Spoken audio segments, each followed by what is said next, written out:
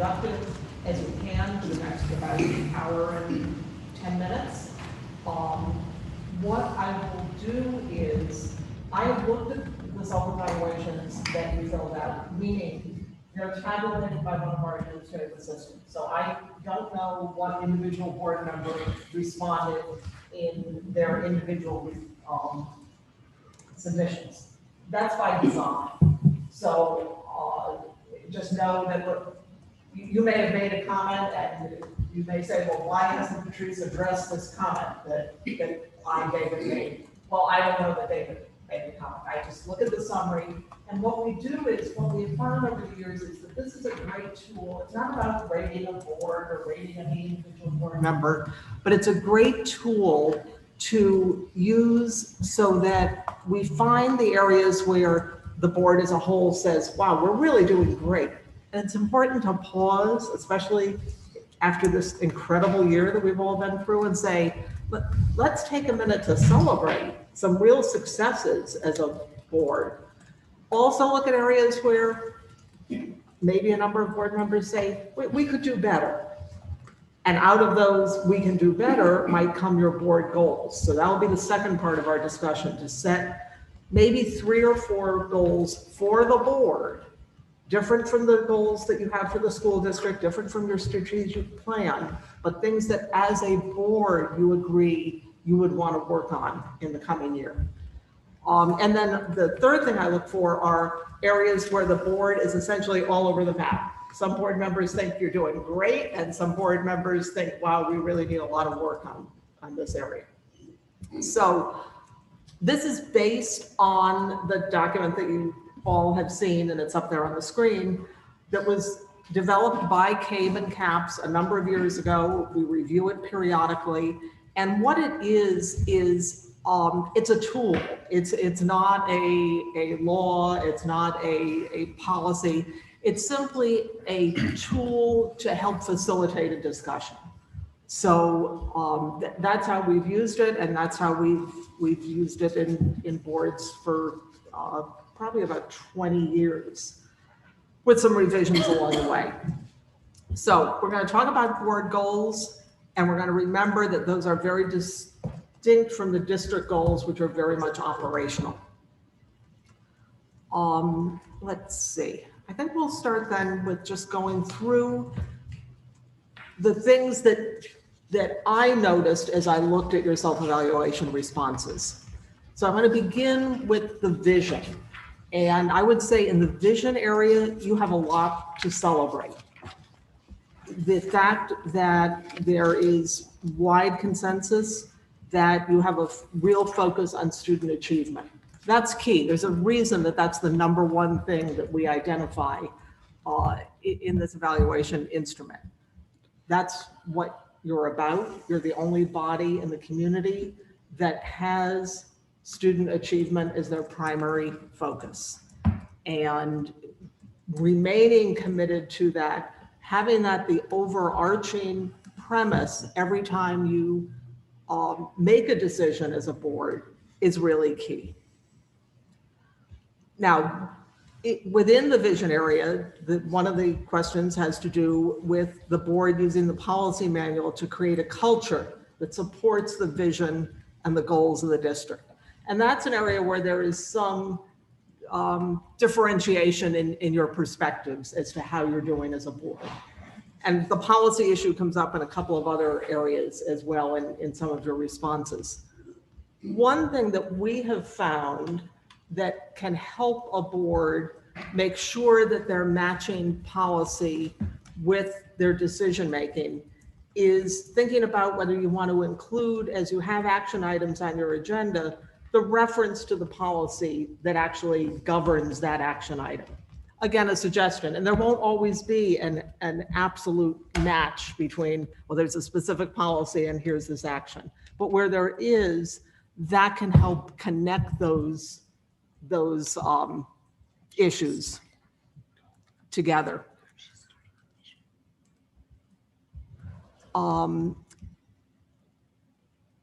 Another area to celebrate within the vision is that you communicate the goals and expectations of the district. and with an emphasis on high achievement. Clearly, you are fortunate to be in a district with high achievement. That also means that you have a high bar for measuring success. Your community has a high bar for measuring success, but making sure that you as a board keep that focus is incredibly important. You're doing it now. Keep working at that and recognize that that is something to be celebrated. Similarly, making sure that the goals that you do develop align with the vision and mission. And we're going to talk about that a little more at the end.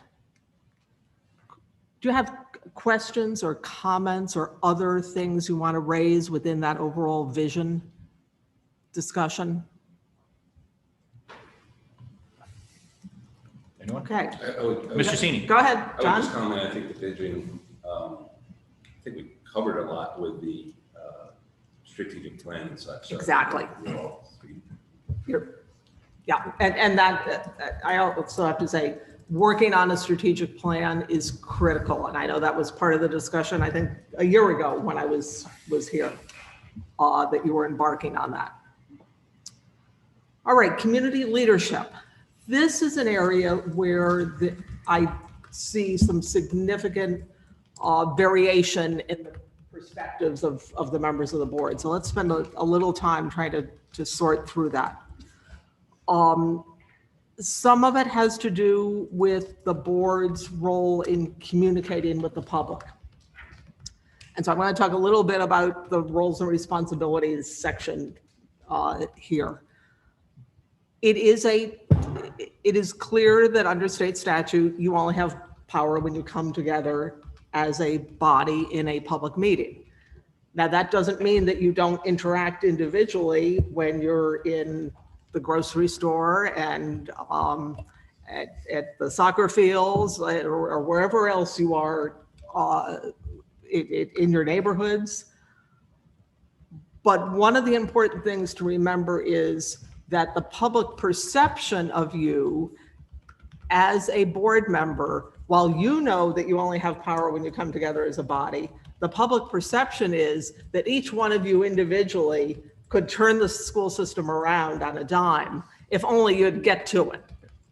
So when someone approaches you, and I used to use the example of the bus stops, but now we have so many more relevant, exciting, hot topics. So when someone approaches you and says, you're going to make sure that our kids don't have to wear masks when school starts in the fall, or someone else in the next aisle of the grocery store says, you're going to make sure that our kids do have to wear masks because they're elementary age and they can't be vaccinated, and I'm very worried.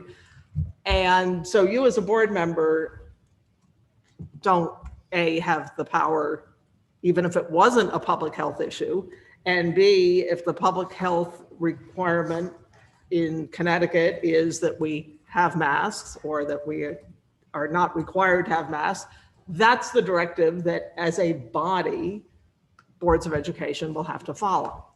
So helping the public understand the role of the board, and the interesting thing about the year that we've just been through, particularly with the opportunity for members of the public to engage virtually, is that I think there has been more interest in what boards of education do, more sort of aha moments for the members of every community that, oh, there's a board of education and they have certain powers and they don't have these other powers. They can't just say, well, never mind, we're not going to contact trace because, you know, it's messy and it's going to mean that we find kids and families that have to quarantine. We just won't do that. No, you have to do that if that's the public health directive. So I think that as we go forward, I think you have a real opportunity to be able to use that new interest, which can sometimes admittedly be overwhelming interest, but use that to keep those lines of communication open in terms of the understanding of the public of the role of the board as a policy-making body that has to operate within the constraints of state law, public health directives, governor's executive orders, and everything else. One of the areas within community leadership is promoting the accomplishments of the district. And again, there's some differentiation in terms of how you feel about, how you individually feel about how the district is doing that. So I would just point to that as one area where you might want to think, are there other things that you can do? Are there ways to highlight student achievement? I'm not talking about just test scores. I'm talking about, for instance, civic engagement of students, looking at a variety of ways that your students shine individually or collectively, impact that they have had, for example, on the community. Can I interject for a second? Absolutely. When you say that, do you mean as a board? You know, a lot of times things are celebrated at a building level, at a school, or can you talk a little bit about, as a board, what's the best practice in terms of us celebrating certain achievements and things you've seen? One of the things that I've seen is having students come, and again, you know, let's look as we go forward and when we will be gathering together, or virtual participation as well, but having a section on some board meetings where you highlight some student projects, some student accomplishments. We actually used at CABE the two student representatives on the State Board of Education as presenters at a webinar that we did for board chairs over the past year. Incredibly articulate young people, reflecting on their experience as learners during the pandemic, and then as new college students, because we did this after they had started their freshman year of college. But things like that, where people can actually see, and it's great for the board, it's also great for the community as well. So it also reminds you of why you're doing this rather underappreciated community volunteer work, that the accomplishments of your students, and I do want to emphasize, on a whole spectrum of not just the students that have the highest SAT scores or have taken the most AP courses, that those are important, but looking at ways to recognize and appreciate a broad range of accomplishments.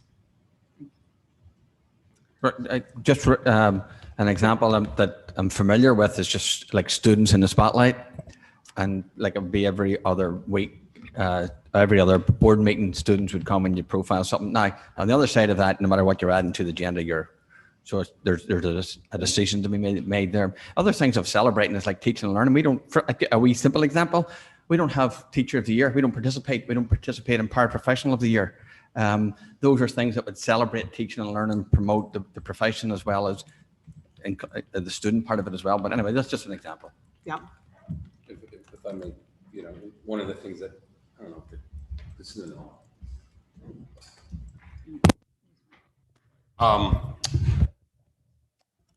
So one of the things I envisioned also is, if we had a board communication policy, is like celebrating how successful we were in a return to school in present, basis model this past year, to make parents realize and the community realize, the lengths that this administration went through to get kids back in school, and how successful on a relative basis we were throughout the state as well. So it's things like that, I think, bigger picture too.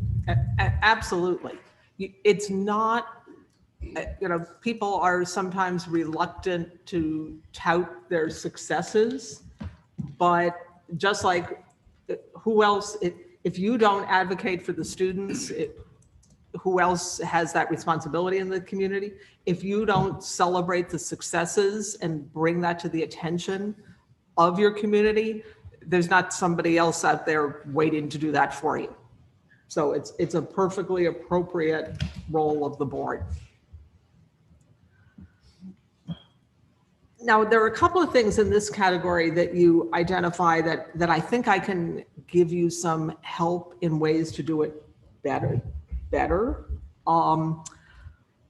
One talks about collaborating with other school boards, superintendents to inform federal, state, and local policymakers about education issues, educational, providing community leadership on educational issues. We are your statewide organization. We are here to, that's a big part of the work that we do. And for example, the collaboration that has happened during the past year among the chairs of boards of education. We began by doing weekly board chair check-ins last March. We've now transitioned to doing those on a either once a month or twice a month basis, but we will continue to do that for the foreseeable future, because that opportunity to connect with other districts around the state, without having to leave, without having to do miles on 95,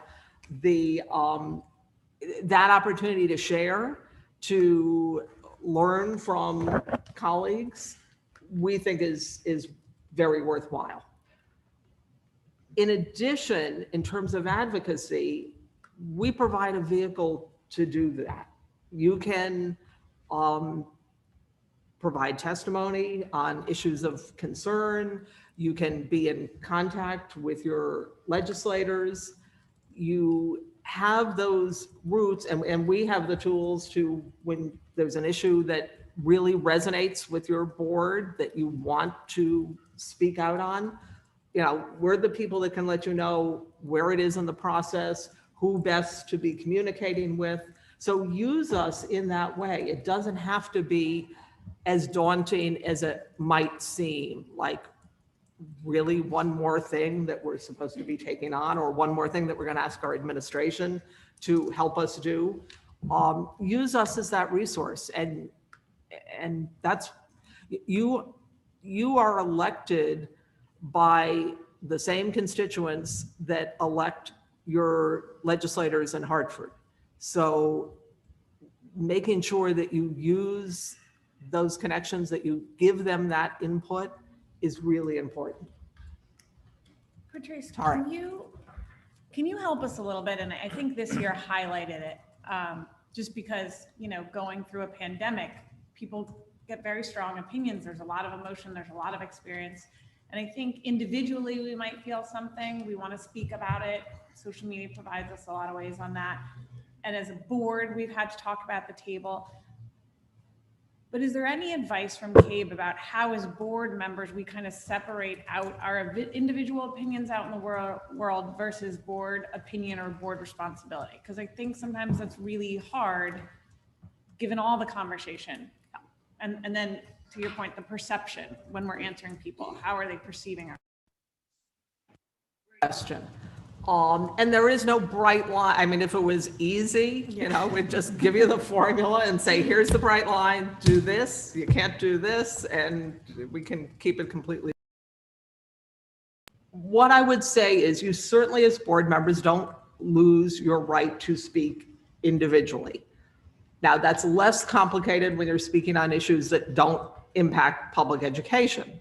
So, you know, if you're speaking about tolls on 95, that's a little different than speaking about vaccines for school-age children and masks and the history curriculum, and I could go on and on. I don't think we're going to run out of issues that are hot button issues anytime in the near future. I don't think the end of the pandemic is going to be the end of hot button issues. So you still have that right. I think what's important is that if there are topics that you as a board discuss and have consensus on that are, you know, state or federal level issues, that then For instance, you can adopt a board resolution that says the Darien Board urges the legislature to do X or not do Y. So you have that because you've had a conversation and you've been able to reach consensus. Now that's not going to be on every single issue, and you're not going to be able to take up your board meeting time where you're trying to move the issues impacting the district in the next week, month, and year forward. You're not going to have time to address 15 issues. But if you sense that there are one or two issues that you can reach consensus on, then those are the ones to tackle, I would say.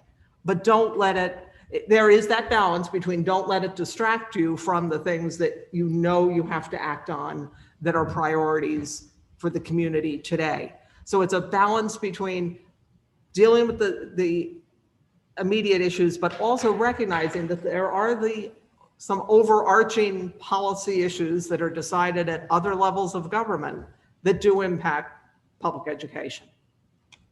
One of the things which ties into a later agenda item is we have this communications working group. One of the things we've all been talking about is, do you see a lot of, do you see a lot of boards having their own social media accounts? Is that something you recommend, don't recommend? Can you give us some guidance on that? Because I know we're going to talk about it later, and you obviously know what other people are doing. Yeah. So. We don't advise that boards have their own social media accounts. You have to remember that you are still subject to the Freedom of Information Act. So if it's a board account, then all those rules about, retaining communications and making them available to the public. Now, I realize on social media, they're perhaps incredibly available to the public, but you also would have to be very careful about who posted, how they posted, whether they were posting the position of the board. That's why, for instance, we have always said that it's important that there really be one spokesperson for the district. The way to build public confidence and trust is to make sure that there is clear, consistent communication. And if the public is hearing one thing in an email from the superintendent, a little something else on social media, a little different version on a board member's Facebook page, that then stirs a lot of anxiety, confusion, no matter what the issue is, whether it's a public health crisis or whether school is going to be let out early because the temperature is too warm in some of the classrooms. So I would be very cautious about that, because I think it becomes, I think that the potential downsides probably outweigh the upsides. David. Thanks, Patrice. Just following up on that. So I know we're talking about different mediums, a website versus a resolution, but how do you distinguish the confusion or other things that people have slightly different opinions, or how you keep the message consistent? Because wouldn't you have the same risks of inconsistency in message regardless of medium? Well, I think that if you've come to consensus as a board and, for instance, adopt a resolution, then you've got something that has four corners to it, and that's the board's communication. Just like when you adopt a policy, you're bound by that policy. You may have had discussions that reflected slightly different opinions, but at some point you took an action and agreed to that document. So I think that's the difference. The prevalence of all sorts of platforms where people can communicate instantaneously and individually. Now, people post things at 2 o'clock in the morning that maybe at 7 a.m. they realize was not the best thing to be communicating. And I'm not talking about school board members. I'm talking about those other people out there. So I think that's the distinction I would make. Got it. So I guess the question I would follow up with that is, so if we publish in a press release or a resolution per se, that's a snapshot, it's fixed. Yeah. If we post to say a social media site, a statement or a snapshot, that's fixed also, so should be okay. It's really just the commentary, the back and forth, the interaction is where risk starts to come in. Well, and even who's doing I guess the question is who's doing the posting. If it's not a post that reflects actual board discussion or board action, then it's subject to interpretation by each member of the board. But you do raise the important issue of then you get into the discussion back and forth. So once you open that door, you can inadvertently create an illegal public meeting by commenting. So I'll use Facebook. So one of you posts something on Facebook, and you're as board members, you're all friends on Facebook. 4 other members post other comments about your original post. And the post has to do with something that pertains to the Board of Education. You have now essentially engaged in a conversation that should happen at the board table, not on Facebook. And the risk of that, because communication is so, it's the same thing applies to email, frankly.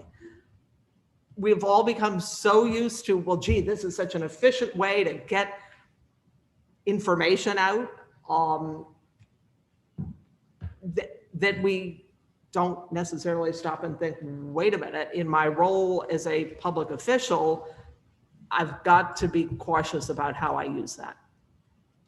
And it's not that you intended to create, there's no ill intent here. It's just the inevitable, you post something, other members of the board are interested in talking about it, and they do it on social media.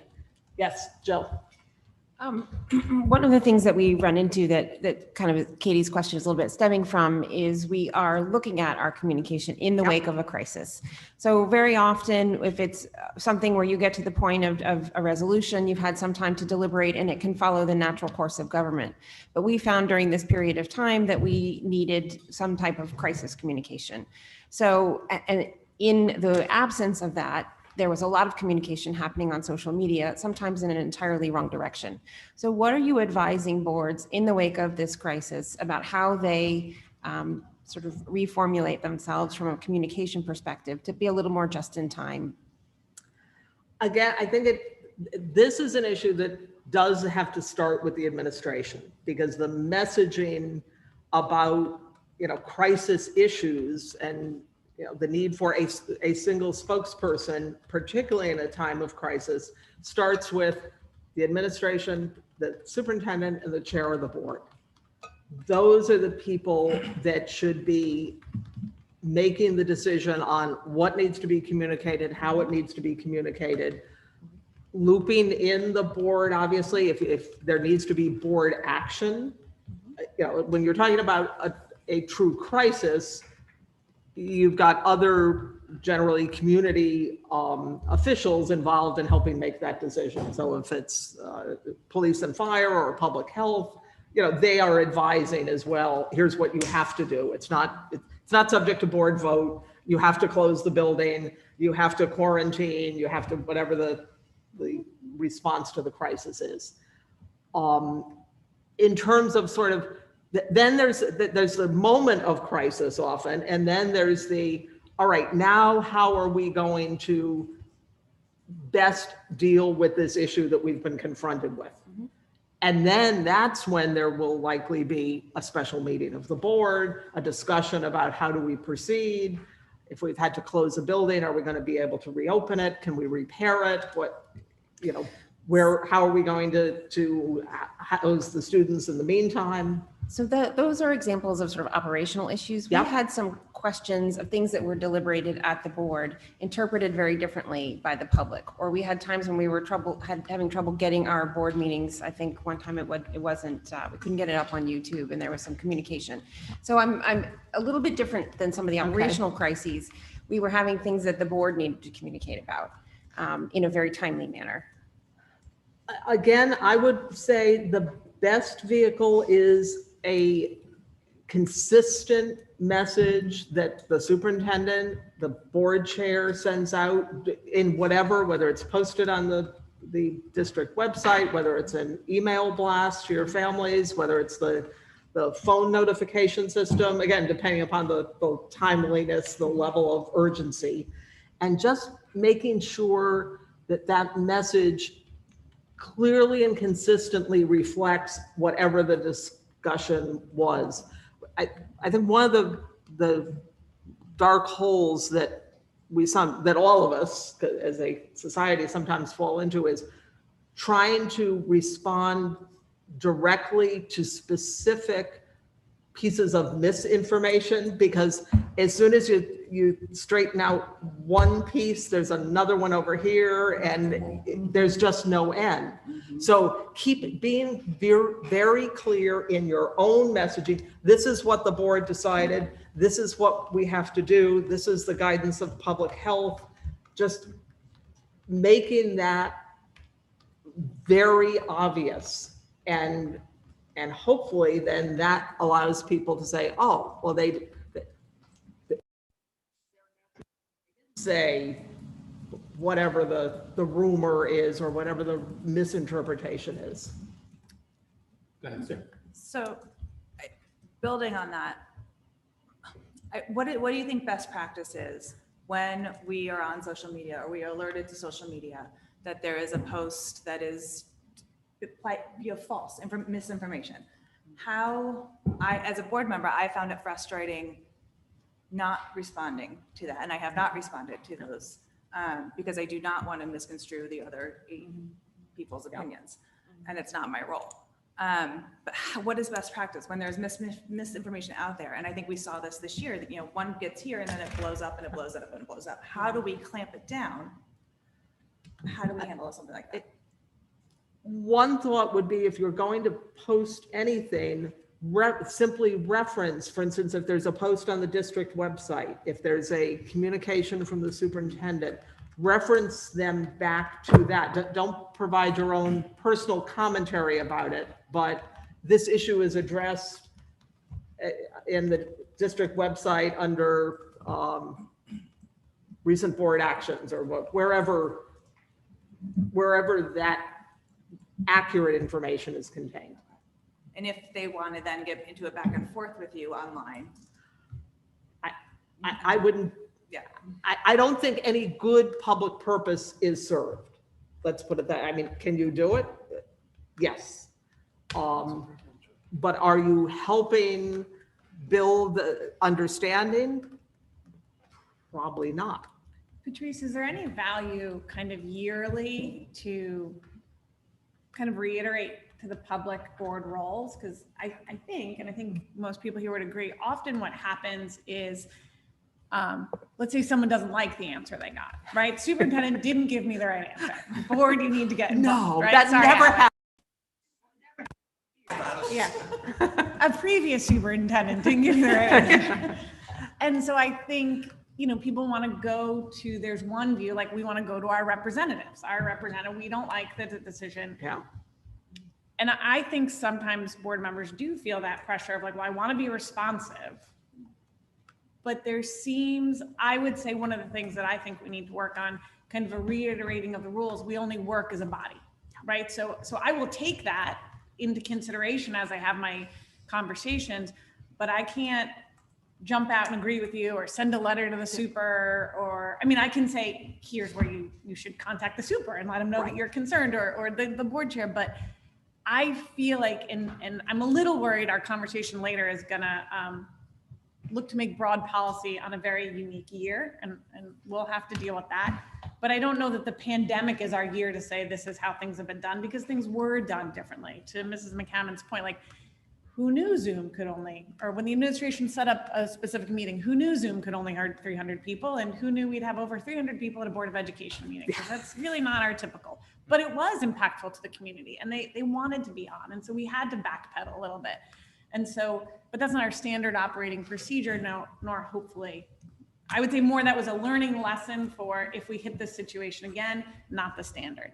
So I think often the public has the best of intentions in coming to us, but doesn't always understand our role. It feels like in some ways they want a direct representation role in that I am talking to you, Patrice, please go run this up the flagpole. And that's not really my understanding of how we work.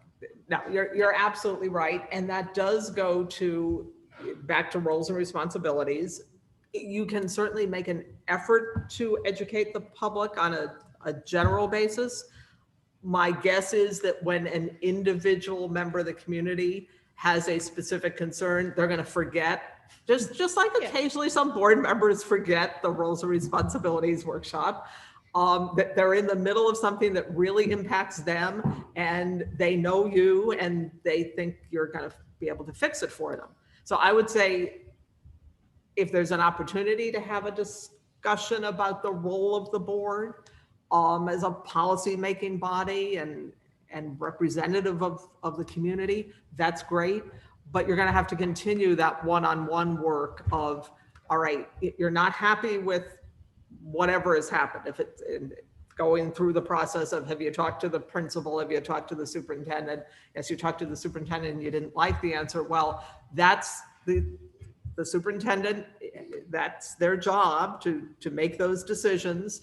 If we as a board need to look at our policy, we might reconsider a certain policy that led to the need for that specific decision.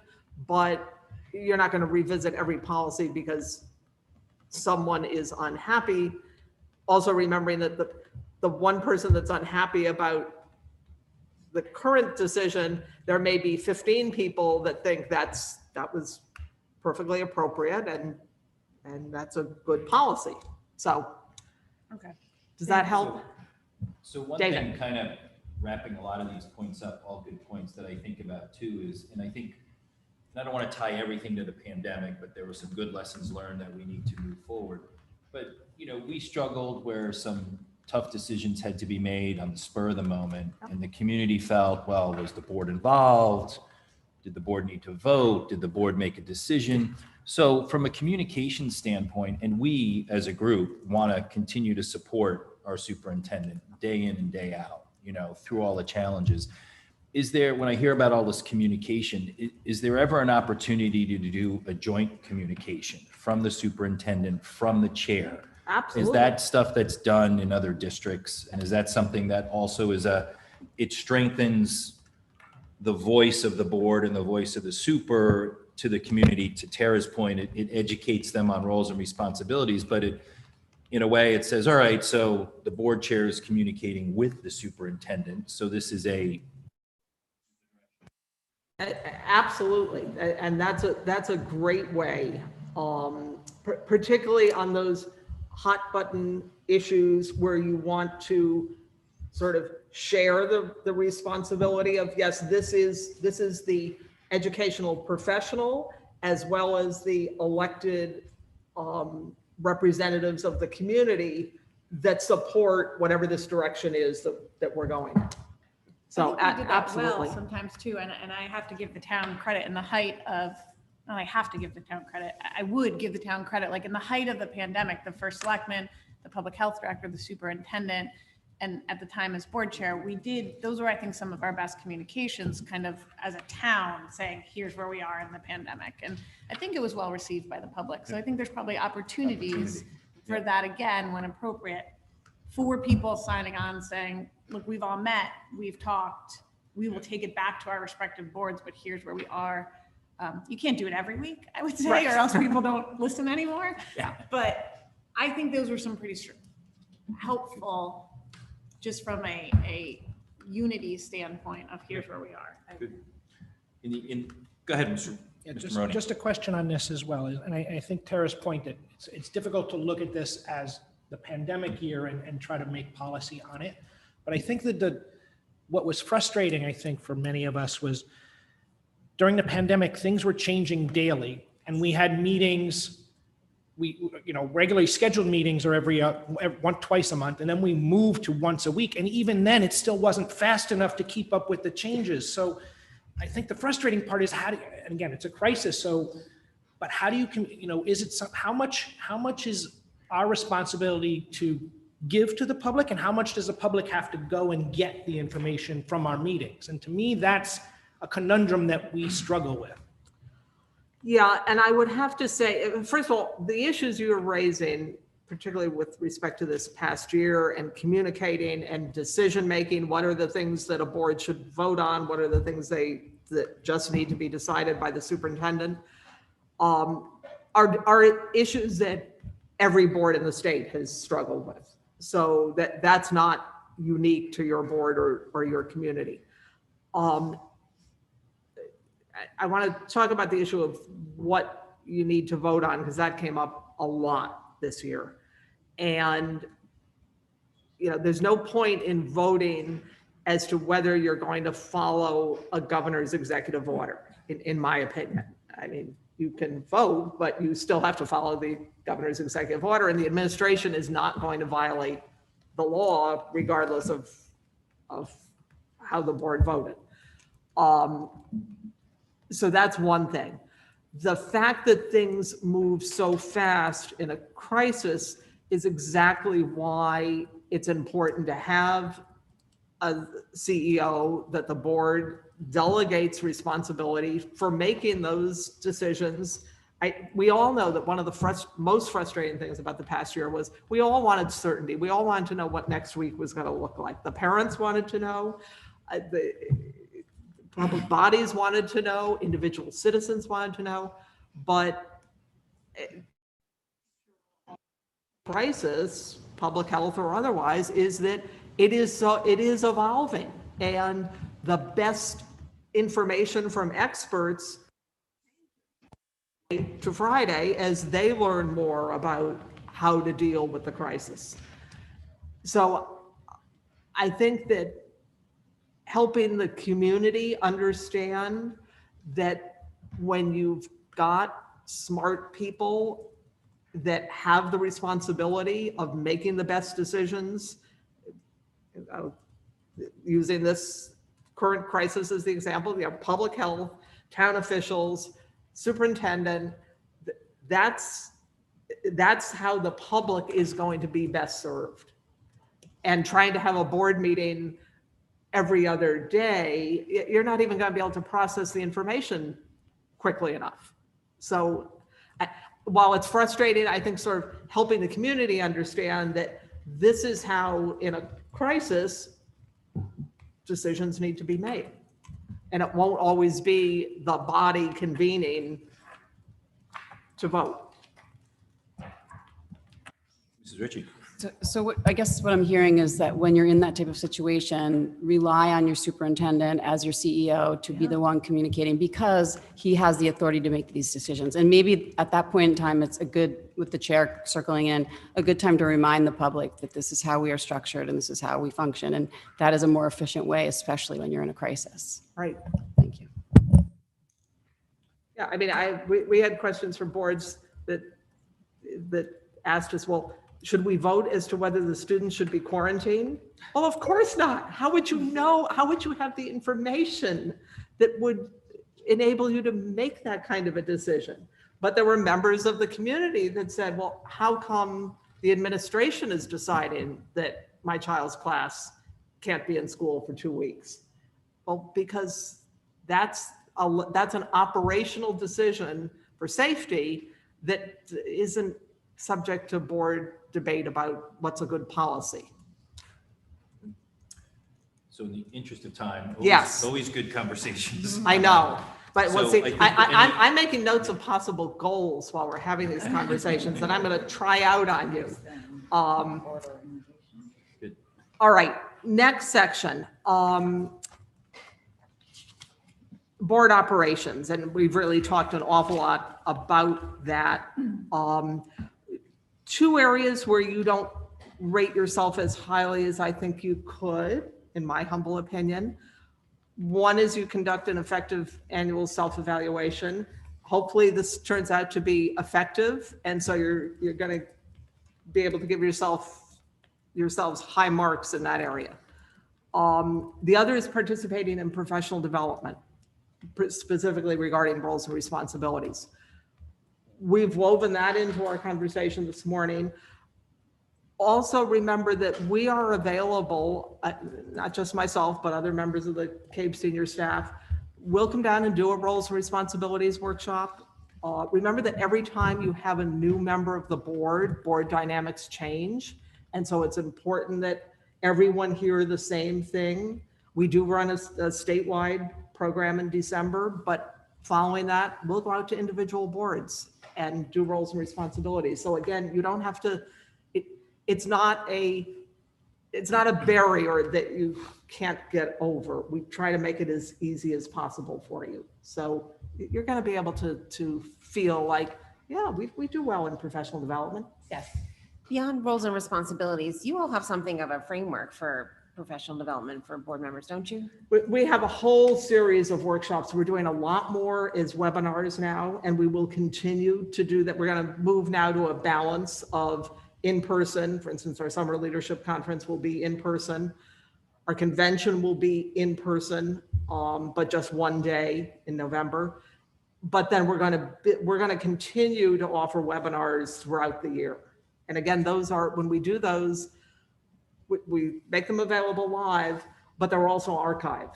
So respecting the varying schedules of board members and your other responsibilities, you're able to go to those archives and listen.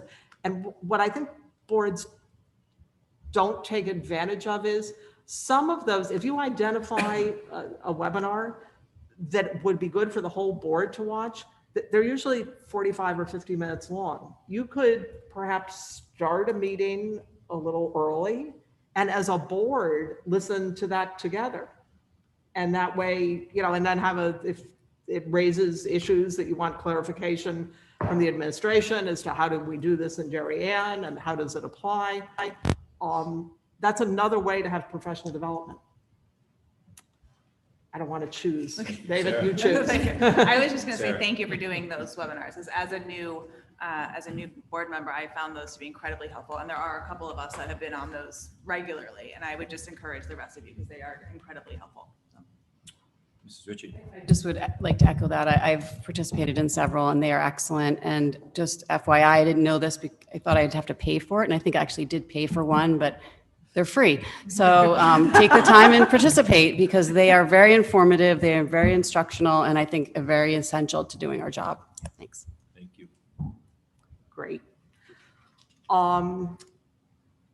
Board ethics. I think the one thing that I would point out here is, well, that there was some divergent viewpoints around dealing with internal and external conflicts openly, honestly, and respectfully. Civility is something that it is key. We actually, at CABE and at the National School Boards Association, we brought the issue to them. And we have a resolution calling on public officials at all levels of government to conduct themselves with civility because the public is watching, the students are watching, and learning how to respectfully disagree with people and address what could be divisive issues in a productive manner are skills that we perhaps haven't developed as fully as we need to.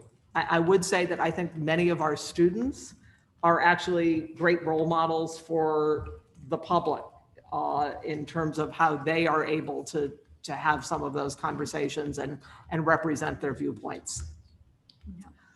The other issue related to ethics that came up was if there are discussions that happen outside of the board meeting and what that might look like. And my only observation is that perception is very important. So to the extent that a meeting adjourns and then a couple of groups of people maybe a quorum, maybe slightly less, continue to have a conversation about board business, not about what their vacation plans are or whatever else. That certainly creates the perception that business is still going on. And we used to have boards in Connecticut that ended their board meetings and then went out for coffee together. And we said, we love the fact that you want to spend time with each other, but you're creating a really, and this was in a small town, so word quickly spread that the board meeting continued at the coffee shop. Not a good optic, and better to have sort of a clean break. And just my best advice on that. The final area is the board superintendent team. And generally you as a board gave that, consistently high marks. So that's another thing to celebrate, to recognize the importance of that.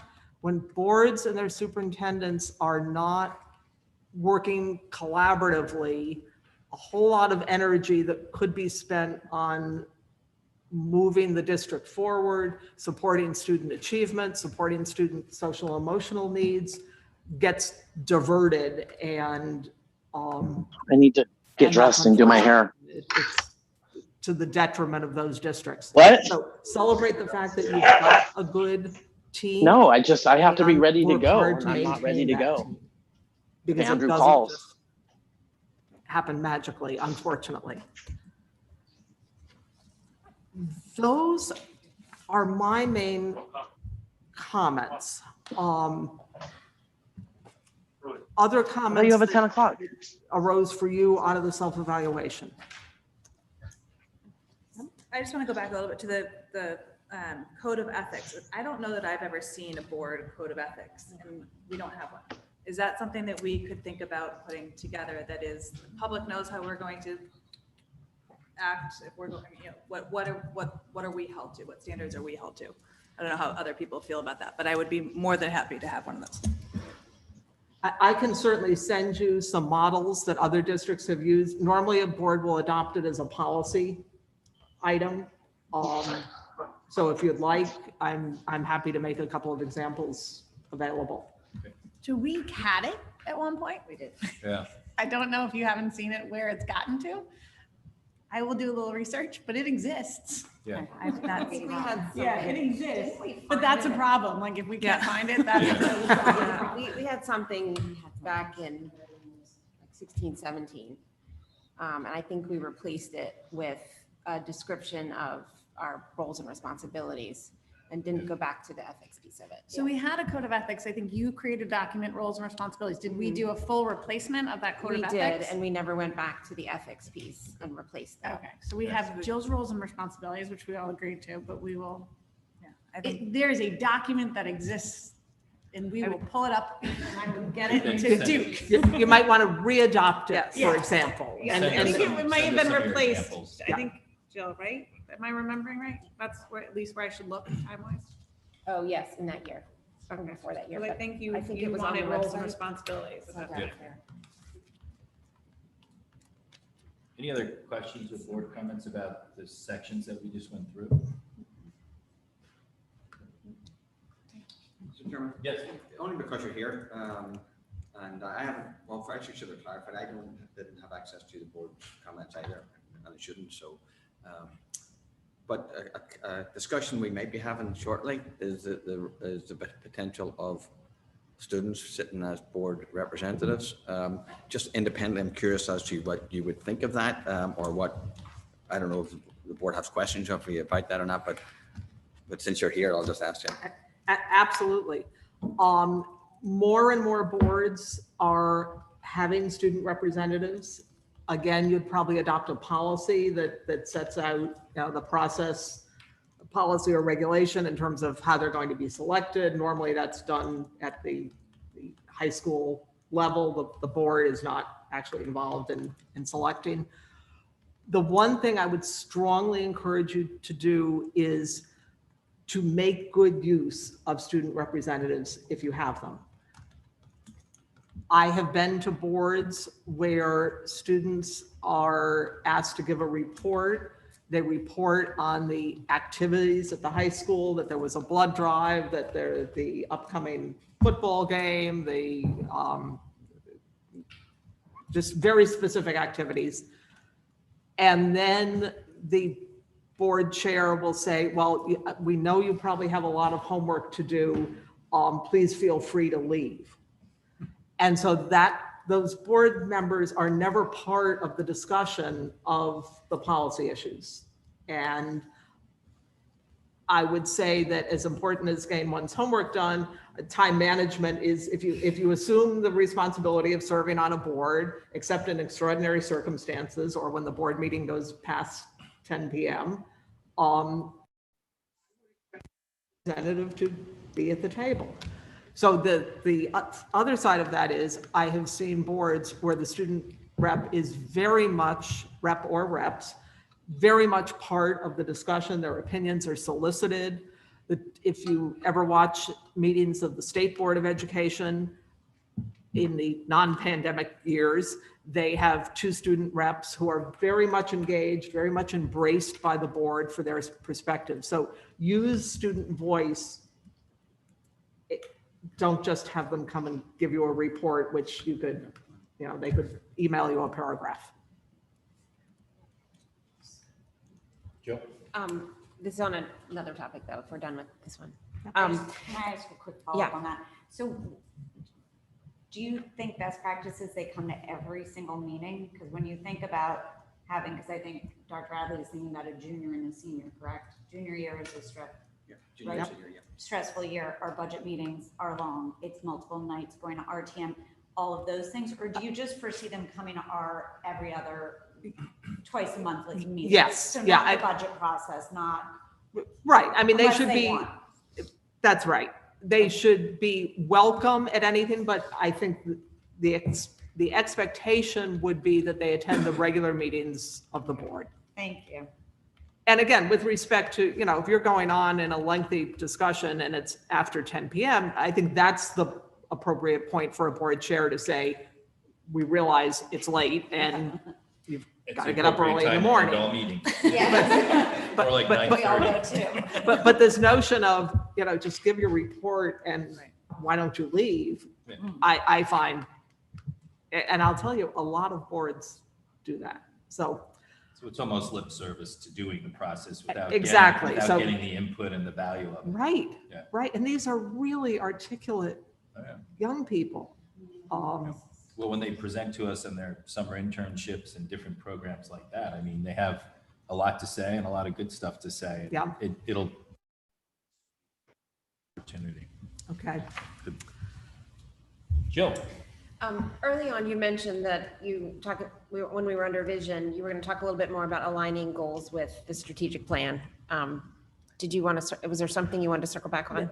Not specifically. I would just say that, can I transition to talking about that's goals? what I was going to say. Do you want So to I'm going to put a next? couple of things out there that I've heard that sort of resonated with me that may be the goals that you want to consider. Great. And in terms of process, generally what boards do is have this discussion at their retreat about what the board goals are for the next year. And then at a subsequent board meeting, actually adopt the goals. So again, you've got those in front of you. They're what the board has committed to. And then in 6 months, you revisit them, not in an elaborate process, but just say, well, let's check in. Let's look back at our goals and see how we're doing. So to that, your goals as a board your overarching goal should be to support the strategic plan that you've just adopted. Now, the question is, what does that actually look like? So I've heard a couple of things today and looking at your evaluations. One is helping engaging with the community to build their understanding of the role of the Board of Ed.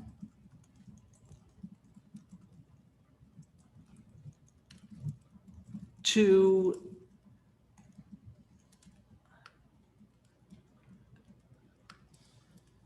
communicate, to enhance communications with the community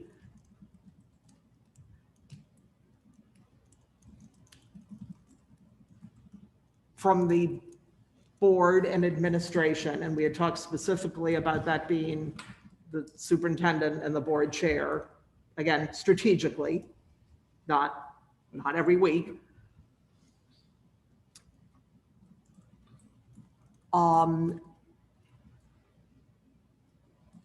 You had some discussion around the code of ethics, and do you want that to be a board goal to Review. revisit, readopt? Yes. Makes sense. Yes. And I'll throw this one out to increase your engagement in professional development.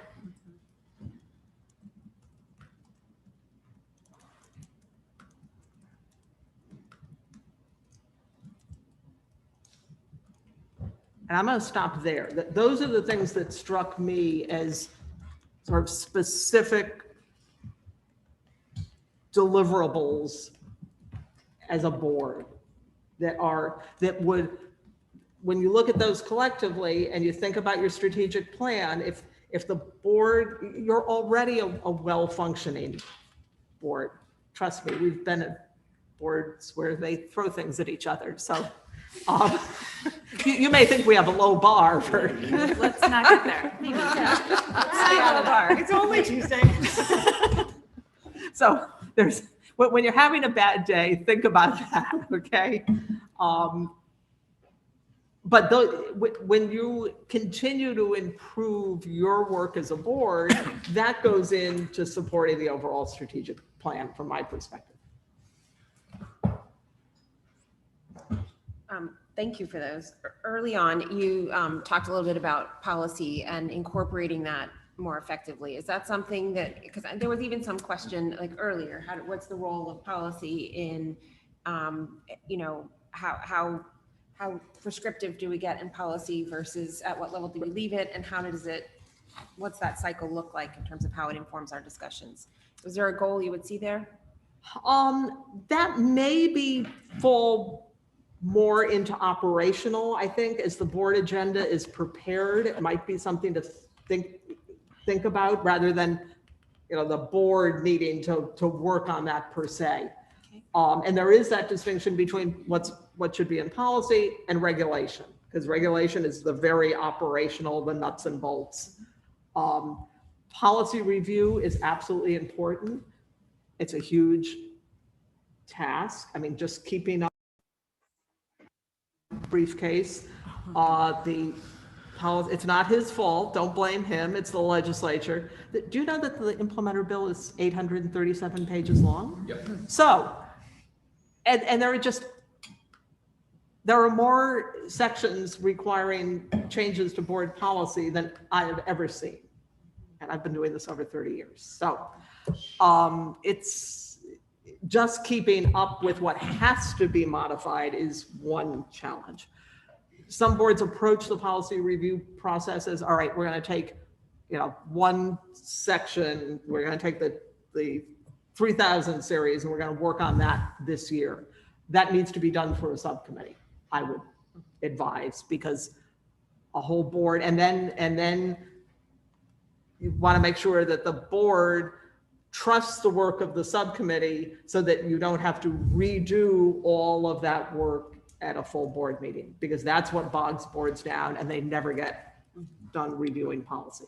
But I would say I like the idea, maybe for us to think about and consider in our next discussion, of attaching the policy to the agenda item. I think that'll keep us out of operations, because sometimes you slip into operations without even meaning to, right? The operations sometimes is a little more interesting. I was just going to say that. I like policy, but some people really, but maybe that's a good way to kind of keep the conversation at the policy level, just even as a reminder, because I think we can all fall victim to that, and it would be helpful. I mean, Katie and I kind of know this policy book intimately because we're really boring and have read it for so many years, but I think it would help everyone, even new board members coming on, know to reference back to policy. I also think it'll help us highlight areas where maybe we do need to review that policy. You know, if it's, that would just keep all of our eyes on Yeah. March. We're working on an overhaul this summer of our policy. Half is online, some is still in an old book. So Yes. it's a work in progress Yeah. and it's a big undertaking. And it might help you guys with the agendas or Yes. whomever, you know, like is forming, because you'll at least start to recognize when there's not a policy tie-in, and that could happen, but then you've made an active decision to put it on for board discussion, even though there's not a policy attached. You know? I think those are two good points. And Patrice, my experience of districts that do this, or do, at first I think they're fewer. They're much fewer in number that actually align it to the policies. But in doing that, it will be a work in progress that we'll just have to sort of.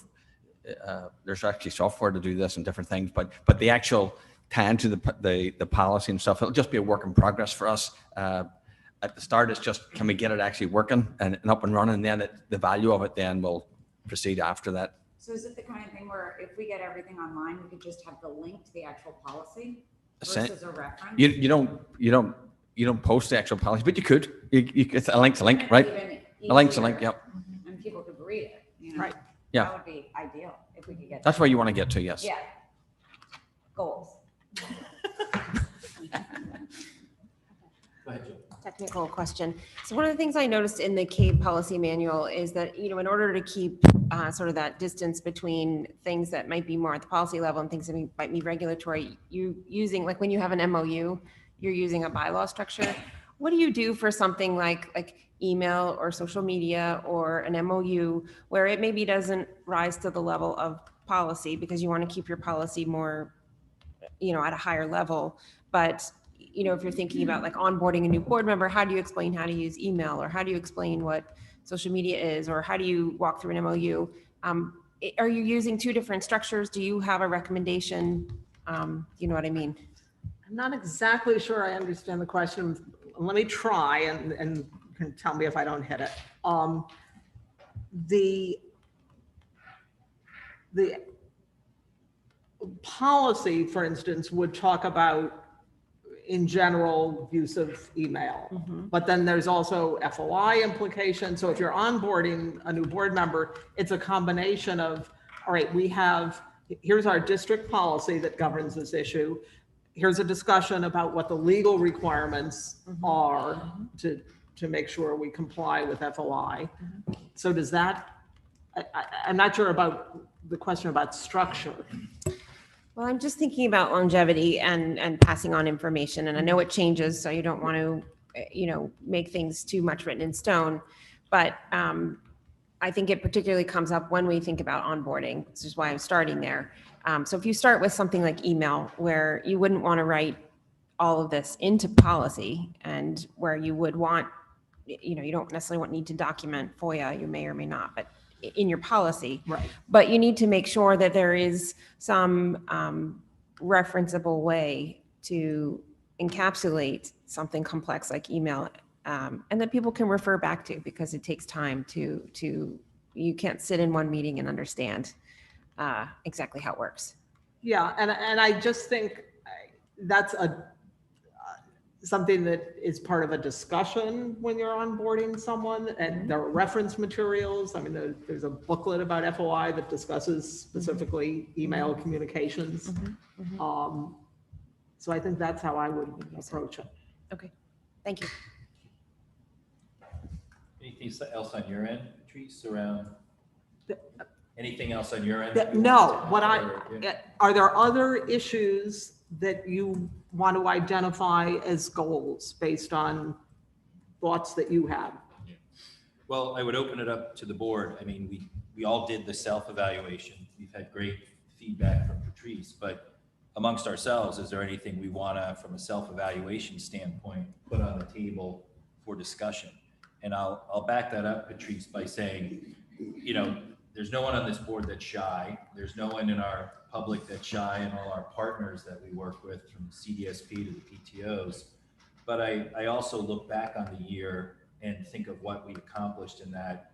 We kept schools in person for as much as we could. We We executed on hybrid, on remote, with all the challenges associated with it. We put a shovel in the ground and we're building a new elementary school.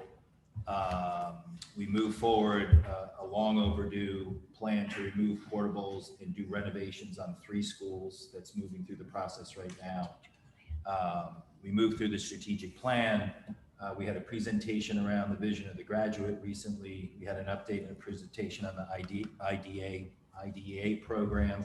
So I don't know, when I step back and I look at the year, I think we accomplished a lot. I worry about how much we have on our plate in executing quality versus quantity. And we always go back to Dr. Adley and his incredible team, you know, what other resources they need to continue to do this. But I do think about balancing sometimes, because all of that is on top of a day job of educating our students. And I think a couple of people here on the board said, if we always true up to our job is how do we educate the students and how do we focus on the students? But if you layer all that on top of that, and that's stuff that it doesn't necessarily get done during the 9 to 5 working hours. So I throw it out to the board if there's anything else you want to, you know, talk about or discuss in terms of how we operate. I have a section here on some board operations and process, which is just kind of operational stuff in terms of meetings and times and committees. But while we have you here, is there anything else we want to discuss as a board? Mr. Cini. I watched one of the presentations, the board's role in the budget process, which was spectacular. I think it was the town administrator from Vernon and Yes. Ellington. I couldn't keep track of who was who. He's on the board. He was on the board in Ellington, and he is the town administrator in Vernon. And you know, the topic of collaboration and how closely we work with the town side officials. And there are some, if you haven't seen this one, guys, it's really cool because certain towns have taken collaboration to the next level. You know, if there's, but via previous comments around here, there is a divide amongst some of us how closely we should be working with the appropriation bodies and other bodies in town. So I don't know if you have any thoughts to share around that. I think my general observation is that collaboration is very important. Having those conversations around, for instance, shared services is very important. That doesn't mean that everything is appropriate for that type of sharing. There are communities that have tried to have the Public Works Department do the plowing of the driveways. And in some cases, it's worked beautifully. And in other cases, it's become such a low priority for the town that the board has said, we can't have the grass, you know, knee high on our little kids. So, you know, we're taking it back. So having the conversation so that you develop relationships, build trust. And again, that's generally at the administrative level, is very important. When it comes to fiscal issues, there will always be a tension. I began my career working for the Connecticut Conference of Municipalities, so I've worked with municipal officials as well. There will always be a tension between the board budget and the town budget. In most communities, the board budget is the largest part of the overall town budget. I go back to, while you want collaboration and you want communication, you are the body that advocates for the educational needs of the community. So it is very appropriate, and you should not be shy about advocating for those needs, even understanding that there might not be agreement by the municipal officials that a certain percentage increase is needed. And that's just, you have different roles. So I'll leave it at that. Thank you. Anything else? Nope. Good. Any parting comments? Patrice? I would encourage you to take that summary that you gave of how much has been accomplished this year and send that out as some sort of communication, because Again, when I think newsletter, unless you already have one, I am really cautious about creating new projects. So maybe doesn't Press have to release. be something that, Right. an end of the year We communication. used to have a newsletter where quarterly the board chair would write, Yeah. this is That's what right. happened. Yeah, and someone wanna in the lose- administration Don't anymore. had to format it Yes. and, yeah. And so we have enjoyed the benefit of multiple administrations and are very happy to have our current one. But that was one of the methods that we used before. Maybe there's a new one, but I do think quarterly that used to give people that this is what the board's I accomplished. think it's a Even an end of the balance. year summary after Yeah. this extraordinary year, it doesn't mean you have to institutionalize it and do it forever. But the way you communicated that about, it's important to think back on all we've accomplished. That's not tooting your own horn. That is simply the reality of what the board and the administration, your teachers, the school community accomplished this year. So congratulations. Thank you. Team effort. Patrice, sorry, Mr. Chairman.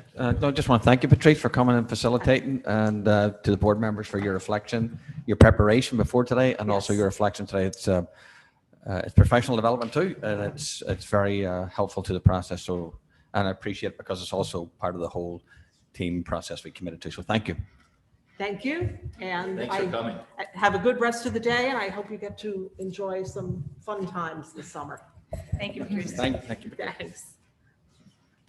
Okay, is there any place, can I go grab a cup of water? I'm Yes, if we want to highly take overcaffeinated. we're a little ahead of schedule, so if we want to take a quick coffee break. We don't even have to stop. I'm just. Yeah, okay. Take a, Oh, you're welcome. I need to fill my tea.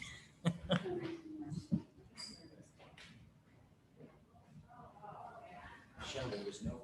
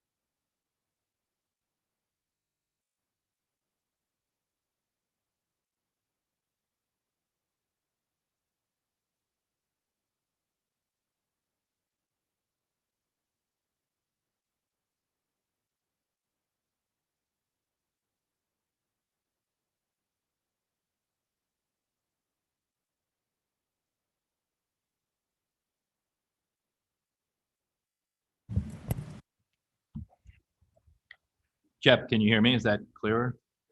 All right, good. So thank you for all of our friends out there on Zoom land for allowing us a little coffee tea break. So we'll move on to board operations and process.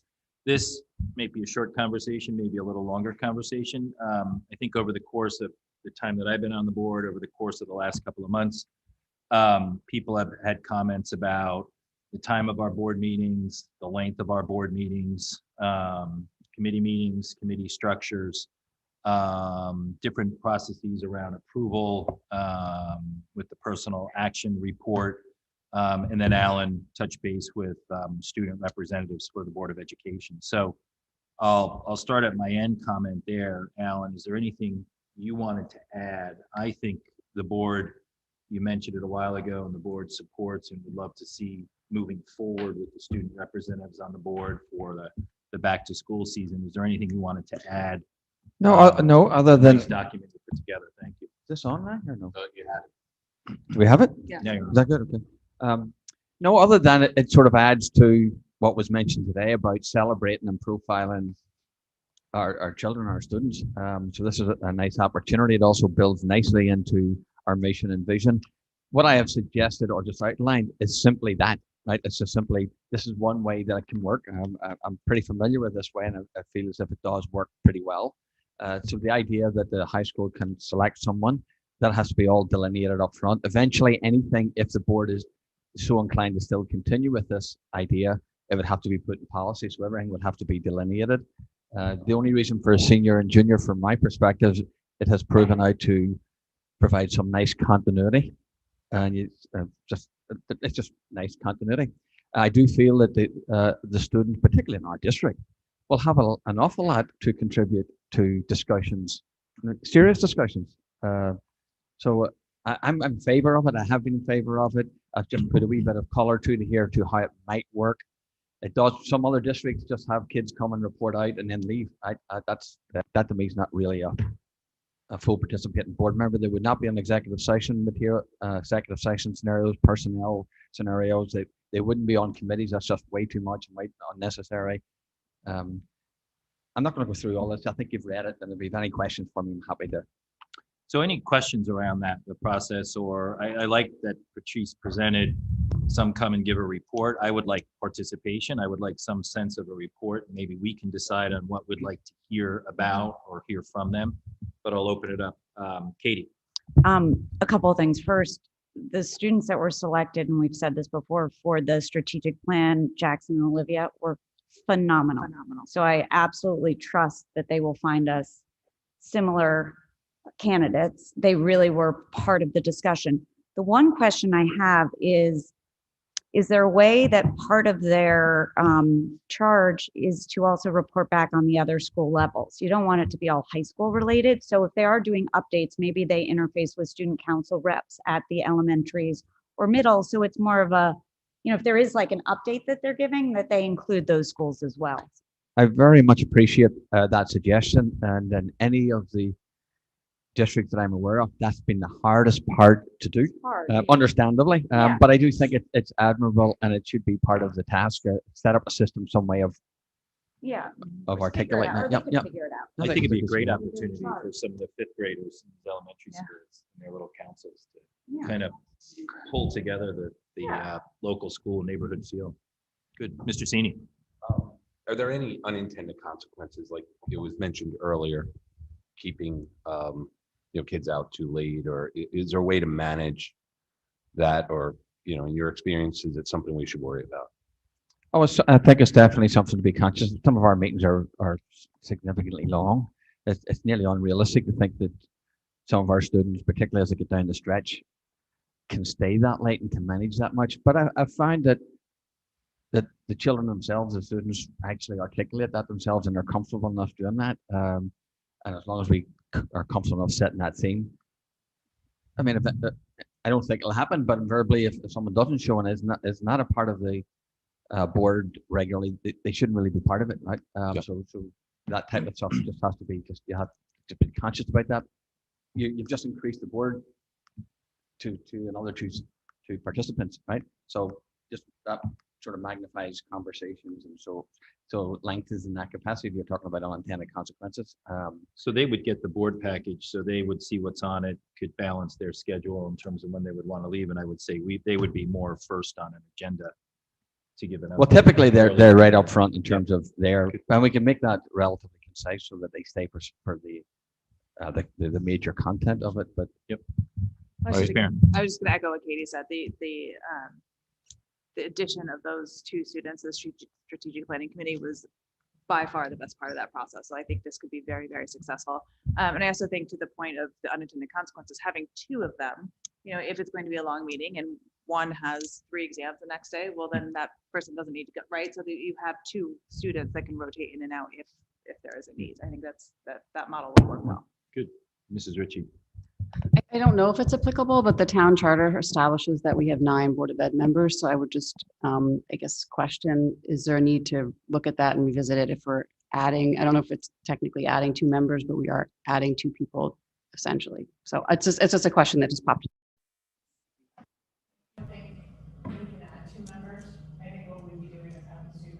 yeah, Representatives. It's the key word, representative.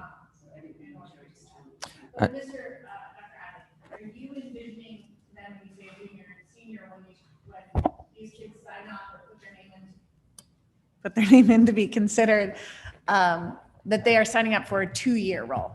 well, essentially, apart from the first year where the senior will transition out, Yeah. yes, that would be the Okay, so that'll be clear to them. It's not just a junior and senior. If you apply your junior year, you're really looking 2 for years. both years. correct. Yes.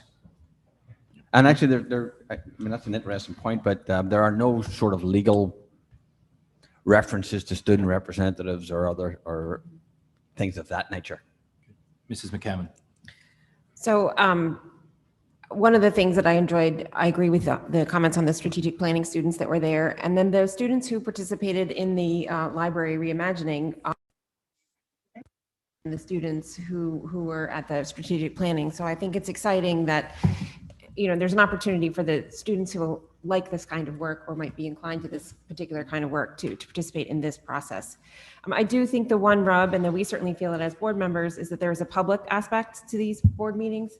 And so I do think that the process for, if there were to be any reason for a student to need to be removed, that it be very, very clear out front, because it could happen, and that would be tough for a student to live that publicly. Yes, that could be an unintended, hopefully not necessary outcome, but those things have to be explained in the orientation and on the onboarding between the board chair, myself, and the representatives. Mr. Brown. Thanks. I just was going to, try to evaluate this. My question is, there are 9 of us, we're going to add 2. The way people work, the dynamics of the 9 members is complicated. And I just don't know that the trade-off from having the point of view from a couple of students is really worth disrupting the way people interact right now as a board. And I'm not sure where that value is. I can see where the value of having interesting perspectives is appealing, but I just, weighing the 2, I don't see how this tips the scale. So that they're, just to clarify, I don't know if you mean this or not, they're non-voting members. So it's not going to influence it. Right, but obviously conversations, the Yes. interplay, how things go back and forth, all that's going to change in the meeting dynamics Yes. and the length potentially of topics. I would suggest it might improve and help and be useful, but that's just my perspective. Yeah, I would just, picking up of Katie, Sarah, and Jill's comments on the vision of the graduate, the student perspective was incredibly useful, and the student managed to handle themselves well. Variety of different staff, parents who knew each other, administrators. I do think both their perspective and their presence can sometimes elevate the conversation, which is of value. So we've seen it on Libraries Reimagined. We've seen it on strategic planning. Dennis, you can jump in, but I saw it on Vision of Graduate. I think it actually can be, I hear your point, and I know what you're saying, Mr. Brown. I actually think it can be very helpful. Would just be my counterpoint. Thank you, Mrs. Zuckman. Mr. Sini. And then is it the administration's decision on a policy for selection, or how's that going to work as one? And then I would just, it might be obvious, but bar existing board members' children from participating. That's a good point. That's a good point. It's a good point, yeah. So the high school typically would come up with its process of how to do that, either through student government or otherwise, right? Now, whether the board, and I said in the memorandum, maybe the board, excuse me, would like to know that in advance, which is approve the whole process. I think that's fine. That'd be great. So we can articulate it through that particular process, but they certainly know the type of thing that's going to work the best and certainly have the suggestions around that. But That could just be great to be informed before we vote on it. Yeah, I think as they develop the process, I think it would be good to. Yeah, Mr. Maroney. And just to echo Mrs. Ockman, I mean, the student reps were outstanding. And I think going to a future topic on this point, I think the student representatives can help us with our agenda, because you'll have to, from my view, is we put the elements where we want the students' input first, and then maybe if they have to leave early, then some of the later things will happen after they've left. And I think we will also have to abide by their time, that, you know, we realize that they're going to have to be, we will value their opinion, I think, and we'll want to, you know, make sure the meetings are shorter and curtailed so they can participate. the other unintended consequences, I'm not sure what the configuration of this room's going to be, but we'll work it out. We'll have to push back the wall once we move the copy center. There you go. More space. So good. All right. So you'll go ahead. So I'm reading the board that to proceed with this, but I think we would have to put it all in policy first of all. Right? We don't need to expedite this, but do it thoughtfully, bring back a policy that actually explains what we're doing. But the tenets of this is a sort of the idea that I hear the board sort of. I think a go in that consensus direction. from the board to move forward, develop the policy, the process, report that back to us. I would like to understand a timeline as your goal. They start at September, the second meeting in September, the first meeting in October. I don't know. I think I'll Next sort year. of consult a little bit with the high school. Next year. With the high school. Okay. First of all, just to make sure that the processes that I have to know their process, first of all, how long that's going to take. Can I Because just I mean, be, to the point of some of the members here, I mean, we dive back into September in a pretty busy mode, and we dive into the budget season, and, you know, Sure. a lot goes on. So let's think through that process. Mrs. Ockman. can I just echo, I think what Mr. Sini is saying, I think the board wants to make sure we see and have a voice in the selection process, because these are going to be representatives. So if the high school maybe could devise it, you know, they've done selection process before, but we've all lived that. So, and given that they're going to be reps on our board, I think that process needs to come back to us. Mrs. McCammon brings up a really good point that, like, we are a little more public. And so we need to be thoughtful that there are children involved. Is there an opportunity which is good training or experience for them, for us to organize a small interview committee and have them go through that type of process? I would leave it to my own personal thoughts. I would leave it to the administration to design a process. I just don't want to get a policy back saying we want student reps and then not know the process. Because I think, like we've seen with captainships or this, we've lived it, and we might be able to say, hey, you need to think about the kids who X, or you might know that it affects a kid when Y happens. And so, That's the intent. Yep. yeah, Agree, just agree. bring it. agree, I think agree. that's what you're saying, Mr. Sini, correct? Yep. So Great, good. Thank you. Good. Other points I had, and again, no decisions, just conversation. I think the message is clear. I think on agenda items, I think Dr. Adley and I will continue to work hard. I think some meetings just go on longer than others based on what's on the agenda. You know, my goal would be a 2-hour meeting is a good meeting in terms of people's attention span late at night after a long day of working. So that would be my thoughts. Also, as I've said to Dr. Adley, if need be, we should look at certain agenda items and have an additional meeting to focus on that particular topic for an hour or an hour and a half, and not push ourselves to 11, 11:30 or 12 o'clock at night. So we'll continue to stay focused on the agenda. I think also some feedback I've heard, you know, the administration, the cabinet level members do a great job on presentations. I think we want the presentations to continue to be kind of very specific and to the point. And I think we'll we'll take the responsibility that we've reviewed the presentations and we're ready with our questions. So we can think about how much of the presentation we want presented, which I think will help with the process, and the materials go out. But I don't want to take away from people wanting to understand the information and ask all the appropriate questions. But let's think about how we continue to streamline, but never getting away from making sure everyone feels comfortable with all the information. So I'll pause there for a moment. Mrs. Parent. I just want to say we have to be cognizant to what the public sees, right? So if we see an entire presentation and only ask questions, so there has to be some sort of presentation on something. But, No, absolutely. Thank you. With that said, over time, I've gotten comments about meeting start time. Again, just a discussion. We start at 7:30. Quite often we do executive session at 7, lately 6:30. So if we were to move our meetings back to 7, that would also move executive sessions earlier if we had them. That involves commuting, sports, and everything like that. So is there any interest in a discussion around that, Mr. Cini? So as a former and future commuter, with slowing train times, 7 o'clock works, in my humble opinion. I know, Dennis, you might want to weigh in. And I think 7 o'clock is a time frame which other town bodies use. I would just ask, if we do 7, that why don't we can start executive session at 7 and then just push the regular meeting time out. And if we notice it correctly, so have a consistent start time of the Board of Education meetings, whether or not they're exec sessions or.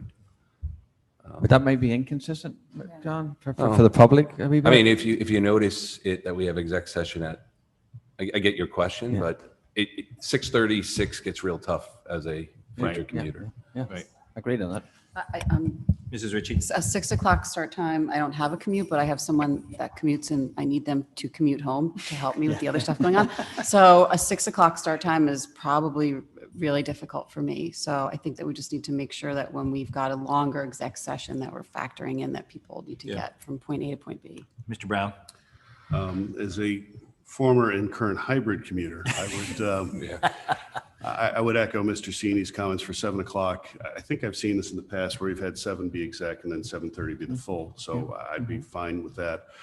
The only wrinkle is I would encourage that we keep the Zoom option or other teleconference option open to board members as situations change, not just commuters, but other people who are here and have other obligations. Yep.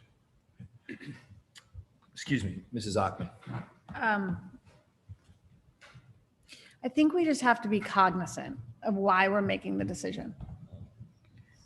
And there's, at this point, kind of a long established history, kind of Board of Education meetings start at 7:30 and special meetings are warned usually for 7 p.m. It's kind of the expectation. So if the board chooses to make a change, I think we have to be clear about that, about the why, and really inform everyone. Yes, I know notices go out and it will be perfectly legal to warn our meetings at the times that we choose to warn our meetings.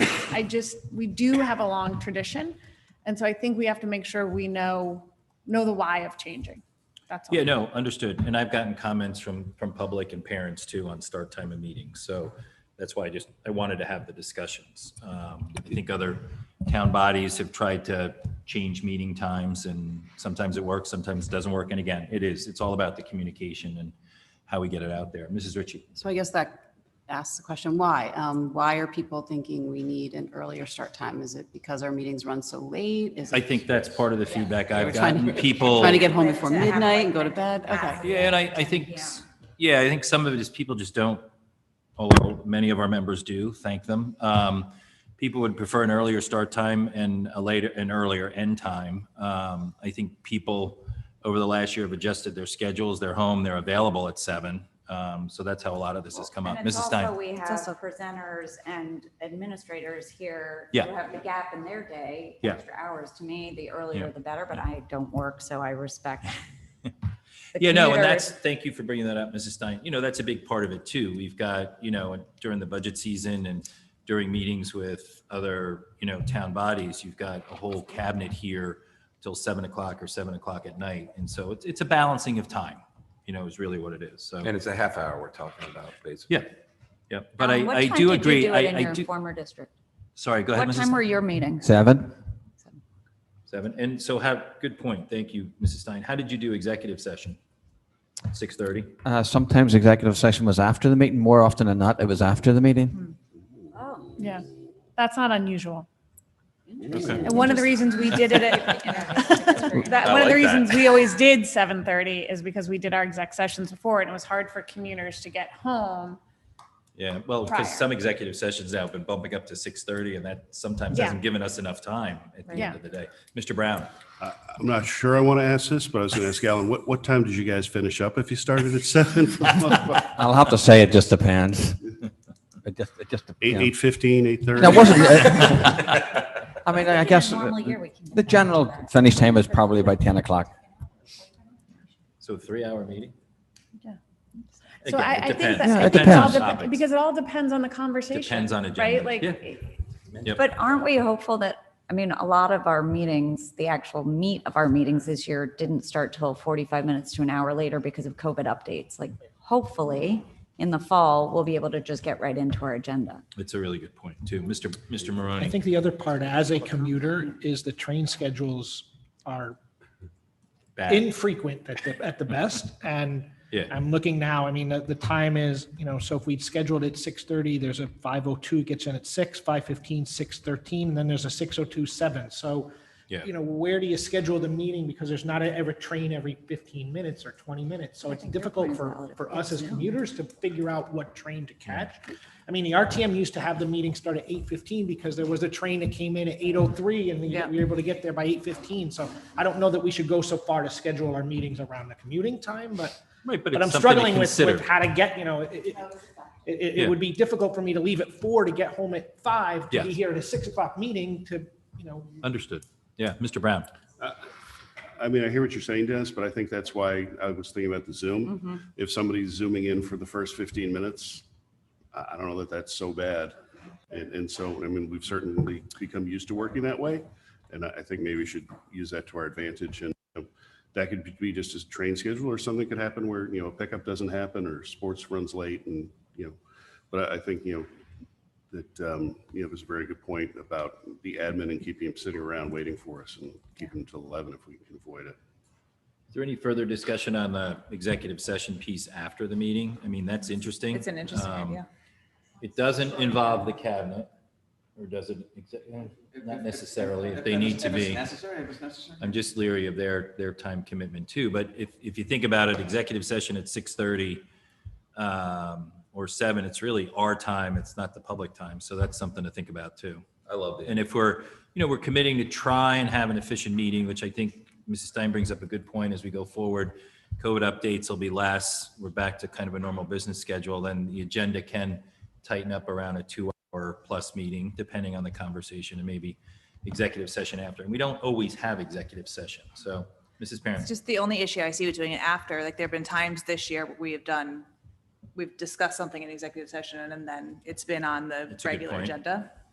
Yep.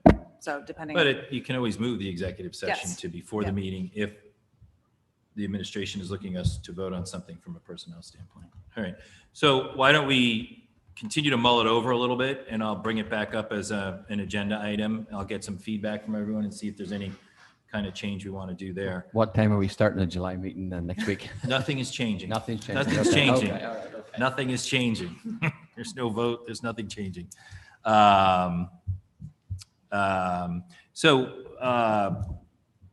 Public comment process. I don't know. That's come up over the years. We take public comment in. What do we do with public comment? What do we want to do with public comment? I would ask Dr. Adley, is there anything you did differently in your previous life or anything you would recommend around public comment? I think it's valuable. I mean, our friends out there in Zoom land or in person bring up valuable points. A lot of times I think we cover the questions through our normal meetings or through follow-up that the administration does. But is there anything we should be looking at or doing differently around public comment? Well, I think one of the questions that the board brought up was, do we respond to everybody in that capacity? So I'm used to responding to everybody. Like you've got a tsunami of people who will show up in terms of, so that can like be very, very cumbersome. So I'm very cautious about that.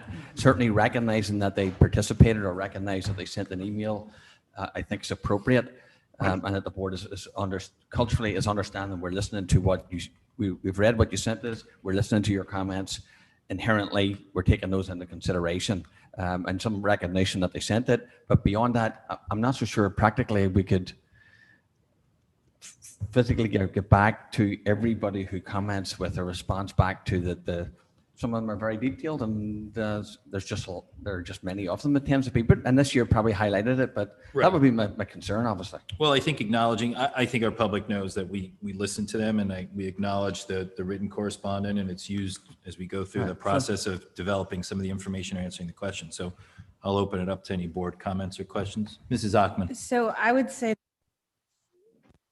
from what I'm hearing you say, I don't know if we're talking about two different things. Public comment, by definition, is received by the Board of Education. This year, I think a lot of what has happened is the administration has received communication at board meetings.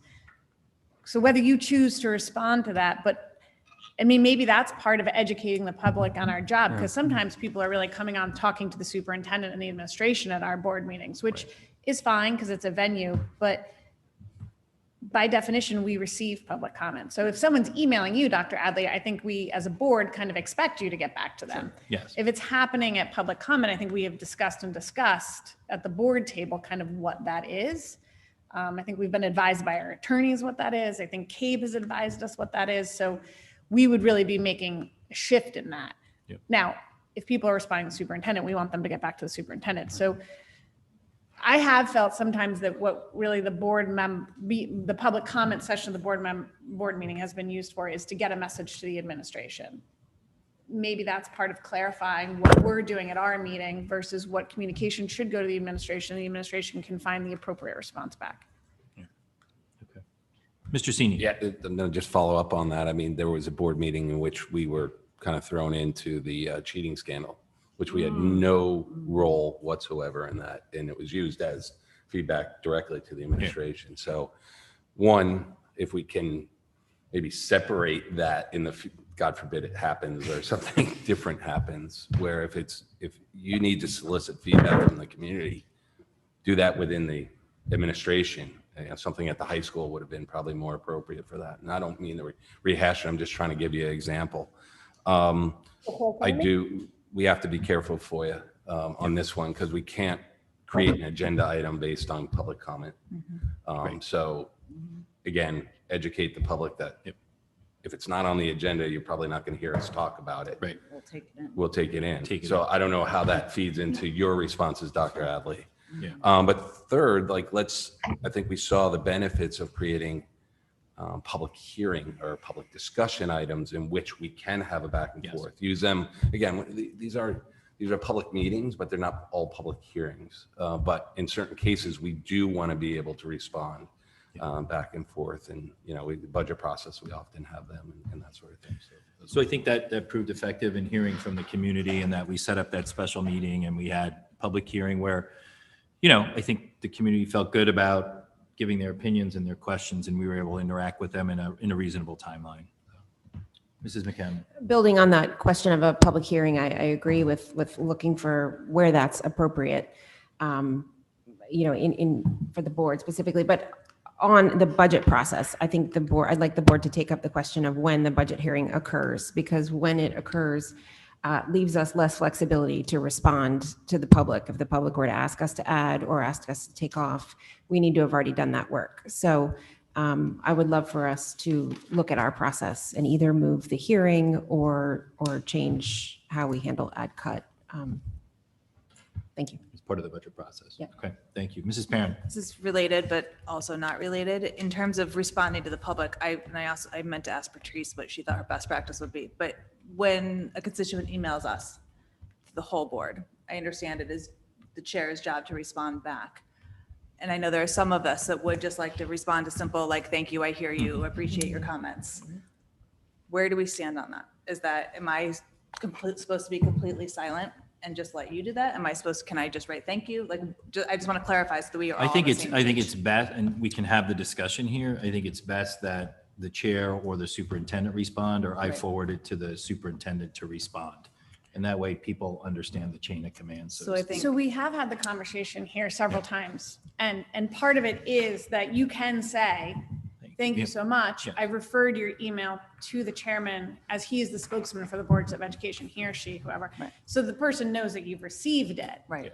But the discussion, as I remembered here, is try not to necessarily opine on what, but Right. let them know it's been received, it's been followed in the proper chain of command, and where to expect a response from. I think if you want to acknowledge it, I think that's fine. If it's to Alan, to me, and everyone else, you know. So I think it's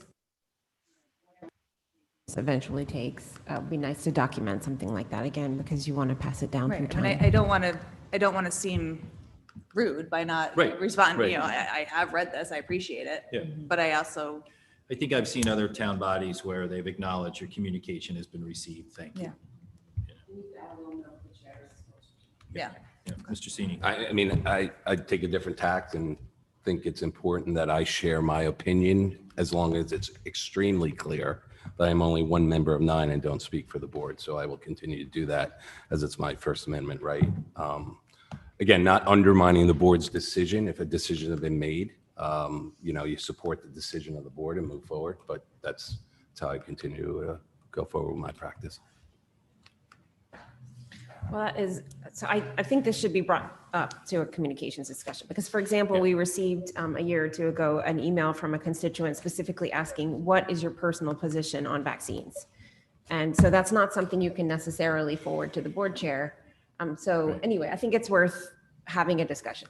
But I would also argue that's also and maybe an appropriate response. And so maybe we do need to kind of talk about just training for board responses. I mean, not taking away anyone's First Amendment right, but my individual opinion on vaccines or X is irrelevant to my work as a board member because I'm not a public health official and there's no issue before the board.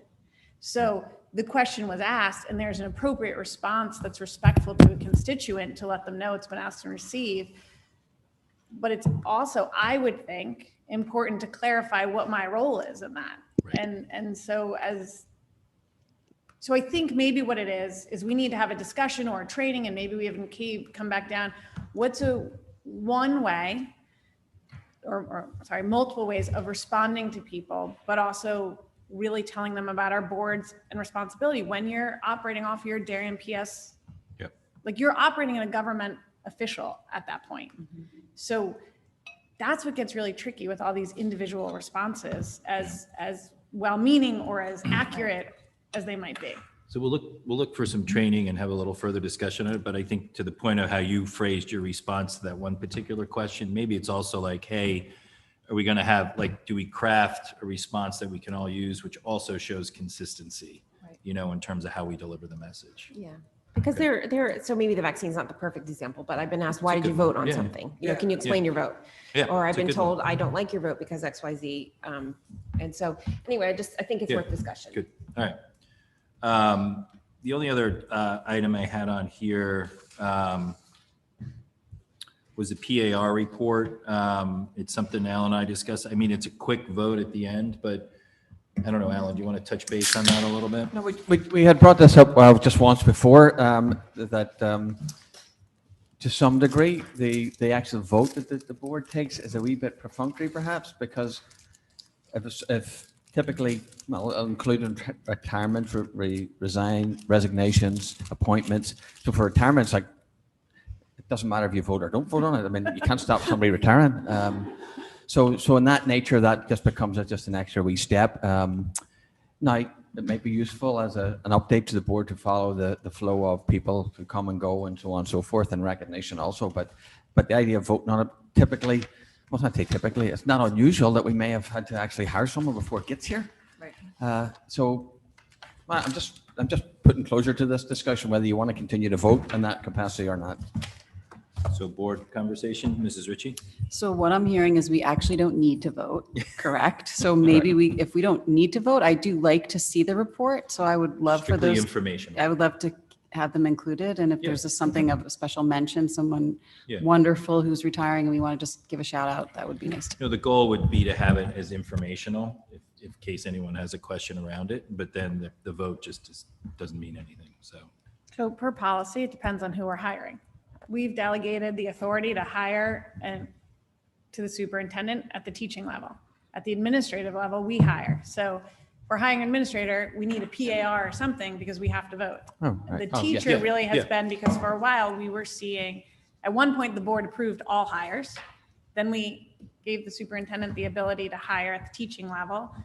And at one point, we were seeing a lot of turnover. And given that the board was no longer hiring, they wanted to see that what was going on. So maybe it's an FYI report At a level. on a level. Yeah. Because technically, sense. we've been voting on the administrators outside of the PAR. Yeah. So we've handled those processes separately. Although they've showed up in the PAR, the actual vote's been handled separately. That's So correct. I still agree, that said, with seeing the information. Yeah, it's been a little Yeah. inconsistent. Okay. All right, good. Any other further board comment or questions? I don't want to yeah. bring this up, but it just says committee structures. I don't know. Did we discuss it or? Oh, thank you. No, just if there's any conversation on the committees we have, I know we're going to have a conversation around the communications work group and that group and the policy group, but I just wanted to make sure we covered, we've got finance, we've got facilities, we've got policy. Is there anything we want to discuss there around the committees, the structures, the meetings? Mr. Sini? Just, there's always often an agenda item, committee reports, and even though committees have met, there's no report. So I guess that's my question. Do we need to continue to have that, or do you want committees to report in? Well, it's a good question. I know Tara will report that we've had a finance committee meeting and it will be discussed later at the meeting. Alan or I have given Ox Ridge reports. Katie gives there's policy. So I don't know, is that the standard line item to have committee reports? Just from my own experience, typically it has been, yes. Okay. Okay, All so right. I just asked when committees Yeah, meet. I mean, I think they're usually short and sweet. I mean, there's nothing written or anything like that, but Mr. Brown. So this may be too granular. If it is, I apologize. But just in terms of facilities committee, I know we've had discussions about air conditioners, about types of electricity and power panels and things like that. Are we looking at, say, Wi-Fi and that sort of thing that goes in? Is the committee dealing with those issues as they come through technology, or do we not get into that? And if not, why not, would be my question.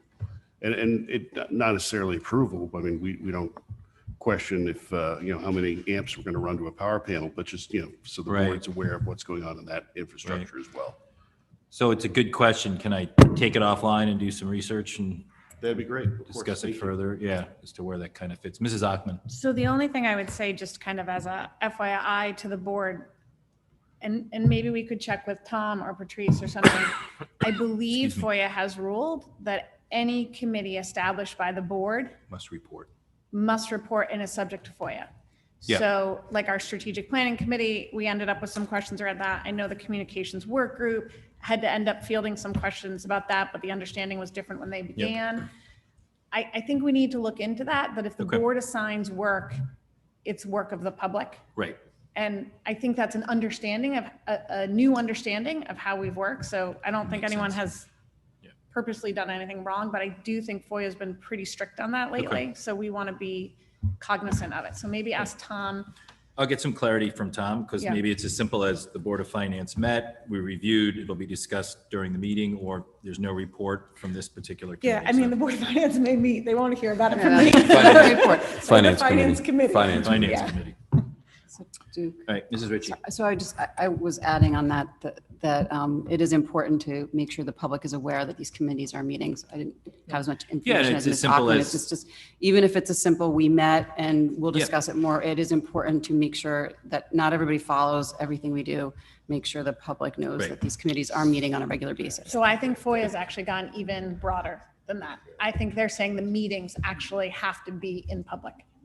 Which ours are, right? I mean, Yeah, I think some of our strategic planning committee hit some questions with it. I think the communications work group fielded some questions last meeting about it. I think it's a new understanding, so Okay. I'm not placing blame. I am just saying, I think we should be aware of it because we don't want any people who are working Yeah. hard caught unaware. I'll get some clarity from Mr. Yeah. Mooney around that too. All right, good. All right, thank you for yeah, go ahead. Just in response to Mr. Brown's comment, it's not unusual. I think you probably know this anyway. It's not unusual for some boards to have committees that are sort of dual function, whether it's facilities and technology, whether it's, I'm not suggesting this, but I'm just, whether it's policy and curriculum. I know we do curriculum here, but I'm just, Yeah. that's not unusual. Okay, no, it's a good question. Mrs. McCammon? This is just back to this is a request for Katie, back to the hiring discussion. I think we might want to clarify our policy because it says submit to the BOE for all of the different kinds of staff. And if we're going to vote on administrative staff, maybe just clarifying that last paragraph, just so we have it for perpetuity. Maybe it's already clear, but if a check. Take a look. Yeah. Okay, thanks, Mrs. McCammon. Mrs. Parent? I just want to raise the question about timing for our subcommittee meetings, if that might be something, I don't know, for those of you that commute into New York, is 8:30 difficult? Would it be better at 8? I mean, I don't know. They were at 8, they were pushed back to 8:30. I mean, we've tried to We have a accommodate lot of everyone. pushback at 8. Yeah, if I mentioned Zoom at all today for me. Yeah, I mean, I think Zoom is going to be a more effective use for, I mean, you don't During the want to, week. you don't want to meet when I typically take the train in the city, so. Yeah. So can we then just understand, it may be minor, any additional expense for allowing this capability? Just so we know. I mean, I think it is part of how we are going to operate, but there have to be additional expenses. So we should just be aware of that because we'll have to make some tweaks to policy.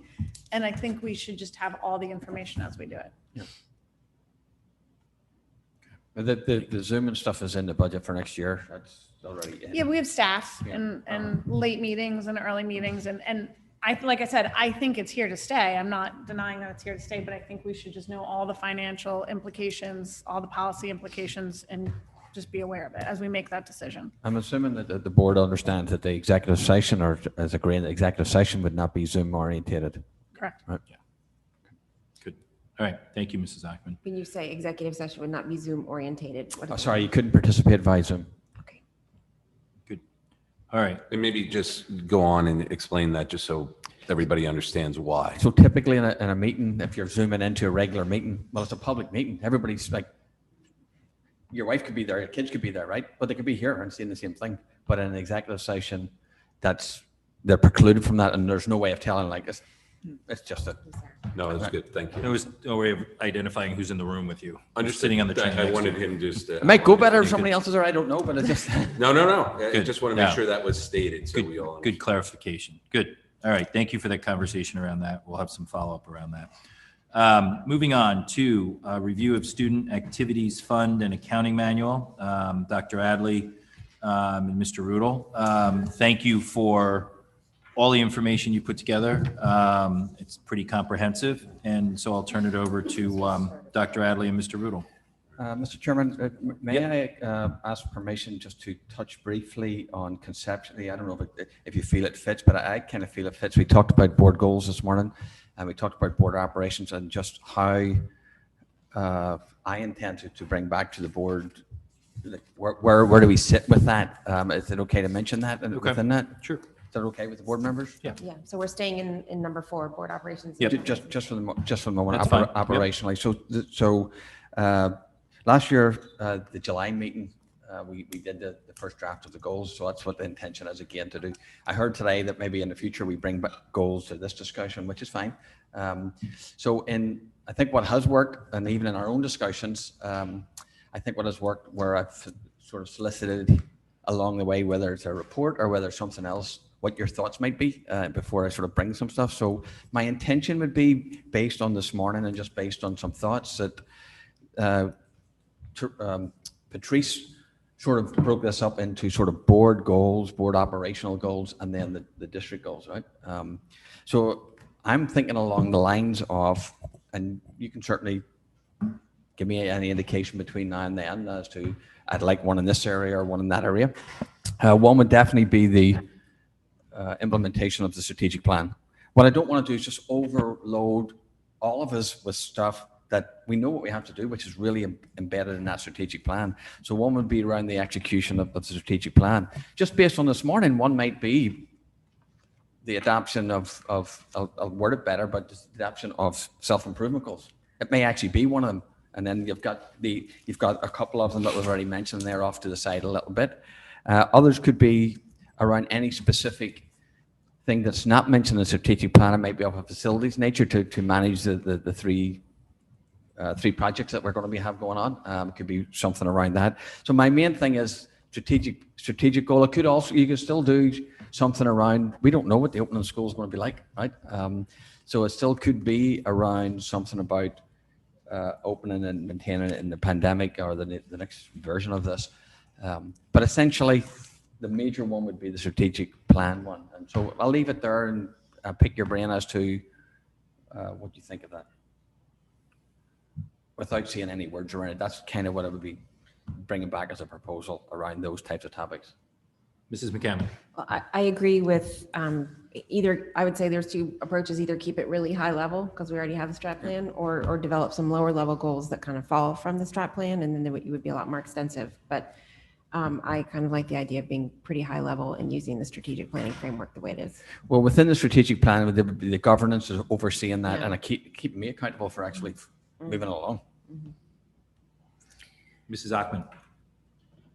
So I think agreeing with Mrs. McCammon, like, that sounds great as a hint to what we're seeing, but it's hard to agree until we actually see Oh, yes, that's fine. something Yeah, of more course. formalized. I mean, if you're giving us a heads up of your direction, That's correct. that's fine. It's just not a lot to go on. No, I'm Okay. not.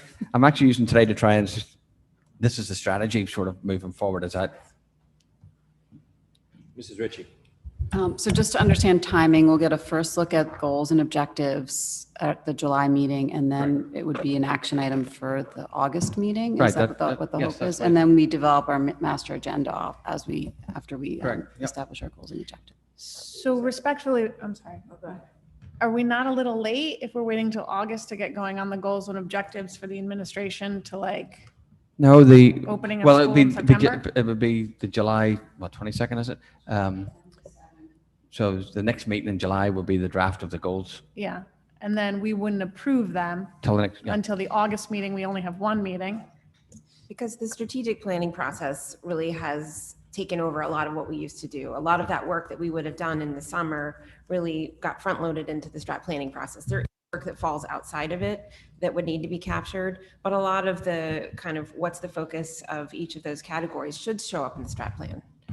No, I agree. I'm just saying in terms of the board approving, so the administration having approval and going out and work, if what you're saying is you're going out and working on it and we're just approving it after, it just feels a little late in the summer. So I don't know if there's a way to expedite, to actually give you our approval for us to review something. I personally don't think I need to personally. I think the timing is okay for me because what things are going on simultaneously. Because I don't think something's going to drop out of the sky so significantly different. Do you think too, I think after we see the initial draft of it, if we need to call a special meeting some way, shape or form, we can do that to focus on that. Okay. And we could, I think to your point, Tara, maybe decide, okay, this year we felt like we needed to shift it earlier and make sure that it's adjusted. Yeah.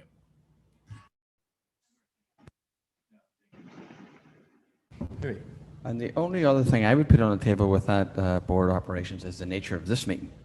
Because there's a wee bit of a discussion of are we covering too much with business and so on and so forth. So these things are always on the master agenda. So I'm working off the master agenda, what comes when and what goes in it. So if there is a desire to, look, can you keep off all the business stuff, then certainly we can have that decision. But Yeah, so, I got some feedback about business versus discussion. I actually talked to Mr. Mooney and reviewed the agenda with him. He thought it was an appropriate agenda. He said, chances are you're always going to have some business you want to conduct.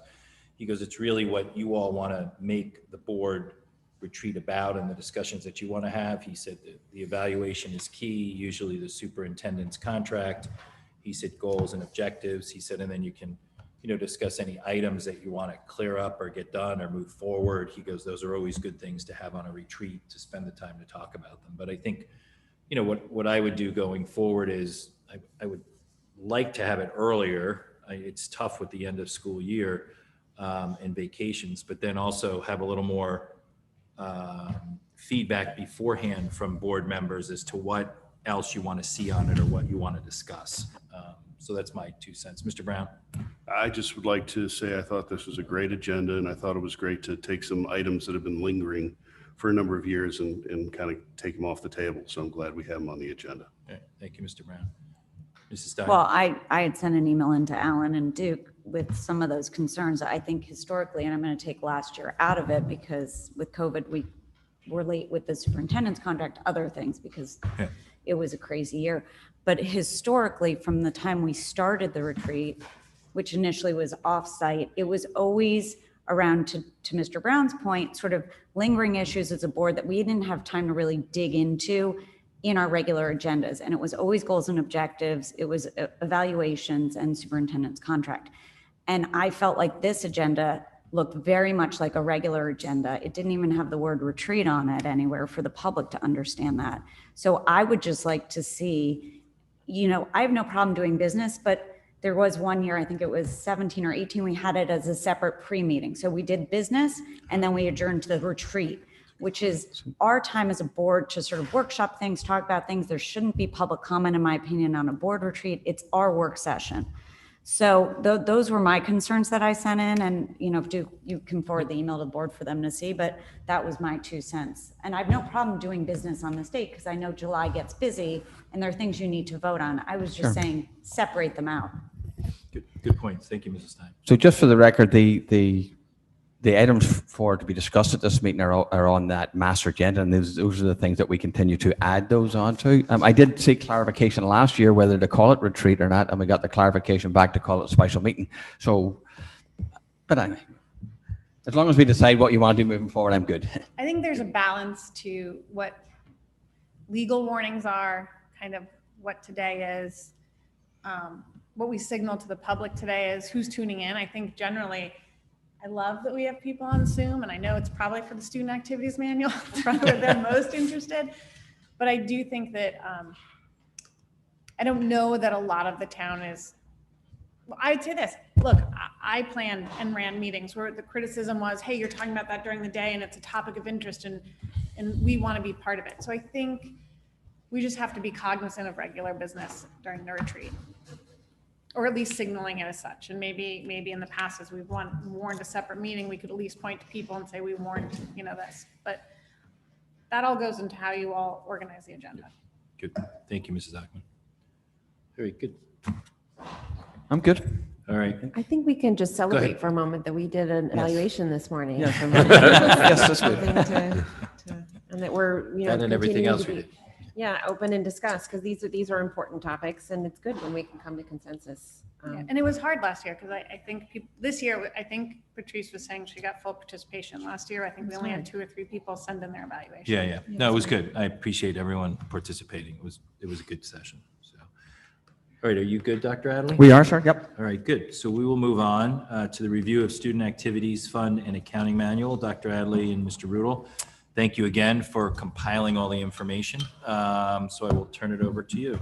So thank you again. This is one of those items that was on the master agenda that we deferred to this meeting. Thank you again for the questions, because they tend to help, whether it's a report or whether it's an analysis of a topic.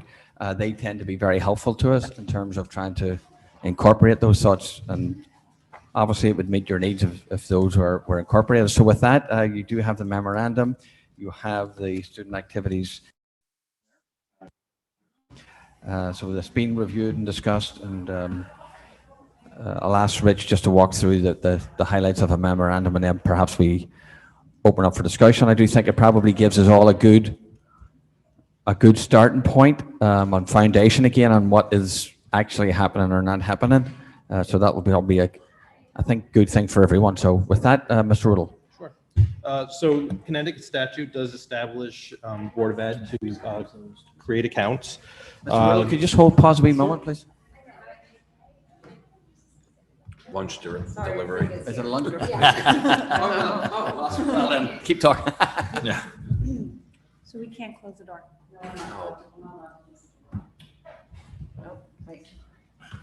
It's frustrating. Sorry, Michelle, we're not allowed to close the door. We have to have like one door open.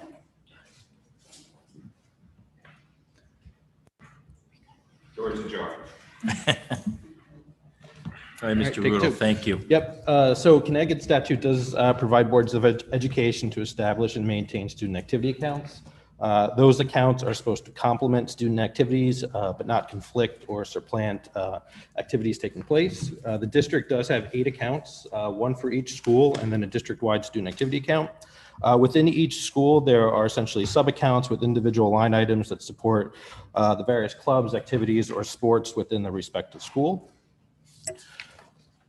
Just looking at last year, we did sweep accounts. Prior to that, fiscal 18 was the time before that where accounts were swept. We did provide historically the balances for the last 3 years. You can see it was 416,000 in fiscal 19, down to 370 in fiscal 20, and 339,000 in fiscal 21. When looking at some of the accounts, it is important to know one that probably stands out the most is sailing. It does operate typically as like a sinking fund. They accumulate funds over a period of years, and then when they're accumulated enough funds, they actually purchase new sailboats. So they have 6 sailboats. It typically costs about $60,000 to get those new sailboats. So they're a couple of years away from getting that. But if you look at the total balance, that's probably about 15% of the total balance district-wide. So all the money is collected, must be accompanied by a deposit form indicating the name or the team, club, activity, etc., and the amount collected and the avenue in which it's collected. Athletic funds must be approved by the athletic director, music funds by the director of music, and then other funds approved by the principal of the given school or assistant principal. Each month we do a bank reconciliation is performed in the business office, and then we also do a random selection of invoices just to make sure that everything is appropriate within the student activity accounts. Funds are either collected through school cash online, which is the most prominent form in which we collect funds. It is the most preferred method because it does take a significant amount of cash out, but funds are also collected by check and cash, and those funds are collected with a deposit form and deposited in the appropriate account. When funds are swept, they are taken from the 7 school bank accounts and then moved into the district-wide account. Funds that are earmarked to be swept are any items that are considered not committed and over $1,000 in a given category. Someone asked about comparable districts. So currently we have a part-time bursar at the high school who manages the Darien High School student activity account. The middle school is managed by the principal secretary along with the principal. And then at the elementary schools, it is the elementary principal or assistant principal. And as I mentioned earlier, we do bank reconciliations in the business office. Westport currently has a full-time bursar at the high school and then a similar structure at their middle and elementary. New Canaan has a full-time bursar at their high school, and then Weston, being a smaller district, has a full-time district-wide bursar who manages all 4 schools. And then Ridgefield has a part-time bursar at the high school and then a similar structure at the middle and elementary schools. Reporting procedures, we do use a system called School Cash Online, which tracks and manages and reports on all activity for the student activity accounts. It allows us to run trial balances on a monthly basis and provide that to the administrator of the different areas so that they can see what balances are available. The Student District Activity Manual is definitely a well-crafted document, and it definitely serves the district very, very well. I have gotten numerous calls from counterparts in other districts asking about our student activity manual and wanting to use portions of it for their own internal guidelines. So it is definitely really a premier document within Fairfield County, at least, if not the state of Connecticut. We did make a couple of recommendations. As you can see from the balances, we do have a high level of funds within the district-wide student activity account. We did sweep last year close to $70,000. And prior to that, fiscal 19, there was no sweep. In fiscal 18, there was a sweep of about $20,000. So that district-wide student activity account is typically used for scholarships. We definitely don't issue that much in terms of scholarships to withdraw that balance. So the purpose of sweeping accounts is to ensure that you're not maintaining unnecessarily high balances. So currently, we're essentially lowering the balances in the 7 schools, but then you have the push up in that 8th district wide account. So maybe more of a broadened scope of what those funds could be used for, as you don't want to have to carry those high balances indefinitely. Currently, the limit on scholarships is $50. Typically, the most scholarship requests we get are at the high school, and they're typically for AP exams. The process typically works where the guidance counselor will suggest a scholarship of $100, goes to the principal, in this case Ellen, and she approves it at $50, and then a scholarship is granted. Given the balance in the account and the type of scholarship request, we are recommending maybe raising that threshold from $50 to $100, And then even considering anything that's over $200 being 50% of the cost. And then a third is currently the district does collect gate receipts similar to other districts for football and basketball. In other districts like Ridgefield, Weston, Wilton, and New Canaan, the gate receipts are used to offset police and security. It shows you as either a contra account or a revenue account. Currently, police and security are budgeted in RC11 and sports officials. So we are recommending creating a contra account in RC11 called gate receipts. And then the gate receipts would be credited against RC11. So you'd see a line item for gate receipts to offset some of those costs associated with police or security. In the past, gate receipts were either swept into the district account or they were used to support the Turkey Bowl that one year in, I think, 2019. Anything to add, Dr. Ed? No, that's operationally how things are running, and I'm sure we'll have questions that may be helpful. Sure. So again, Rich, thank you. It's the most comprehensive overview I've seen of it. And I know all the hard work that was put onto the manual, but seeing all the accounting behind it. Could you just clarify up front, and I think I know, but just clarity's sake, where and how do the funds flow? So aside from the gate receipts, donations are going in here from car washes, from, are we charged for, I don't think I've been to chorus. We haven't charged for chorus. Do we charge for theater? Do those funds go in there? Donations, is the $100 or whatever student activity fee go in here? Like what all goes in here? So it's a combination of a few things. Schools can post what's called a catalog item in School Cash Online. So if maybe they're selling a mug or a water bottle, things like that to raise money, you could post a catalog item, parents can pay for that item, and then that money is collected and then deposited in whatever the specific account is, if it's an athletic account, a music account, or whatever, or student-centered account. If it's car washes, funds are raised. If it's football or hockey, for example, those funds are raised and typically deposited into the individual sport account, so hockey or football in that case. In some cases, dues that are charged to students are collected and deposited into the student activity account. Sometimes they do fundraisers, whether it's selling pieces of equipment or program space or plaques or things like that. Those funds will also go into the student activity account. There's something called a blue list. So if money is paid for an item in arrears, it's typically like library books is a good example. If a library book is lost and not recovered, there's a charge for a library book. Those small amounts actually go into the library account that you see within the individual schools. So those are really like the sources of revenue that you see within. And then again, donations that fall within the approved threshold. And those donations are in what you put in that report that you give us on donations. Correct. So if it's a sports donation, it will go in whatever that sport account is, or if it's music donation, et cetera. Okay, good. Thank you. Mrs. Stein. I have a lot of questions. I'll start with an overarching question. And I was here when we made this manual. I did it with Mr. Cicchetti. It was done in 2015, and none of our threshold numbers have changed. To your point, the $50 for scholarship. Have we taken a holistic view on thresholds for gifts, thresholds for donations for coaches' gifts, teachers? I think if we're going to change scholarship, we should really look at all those numbers because it's been 7 years and I think they're a little out of date. So I'd love to see that. I'll let other people go. I have. Keep going.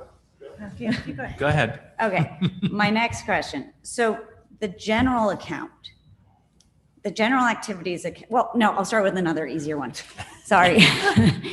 Can we edit this document to include School Cash Online? Because that is our main system that we use now for accounting for the most part, right? Unless it's cash through gate receipts or car wash, the majority of funds should be flowing through School Cash Online, and it's not mentioned anywhere in here as the system we're using in the manual.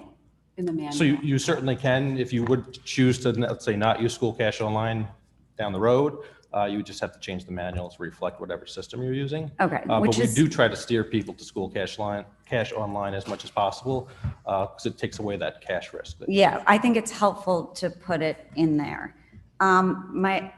You want me to keep going? Okay. General activities account.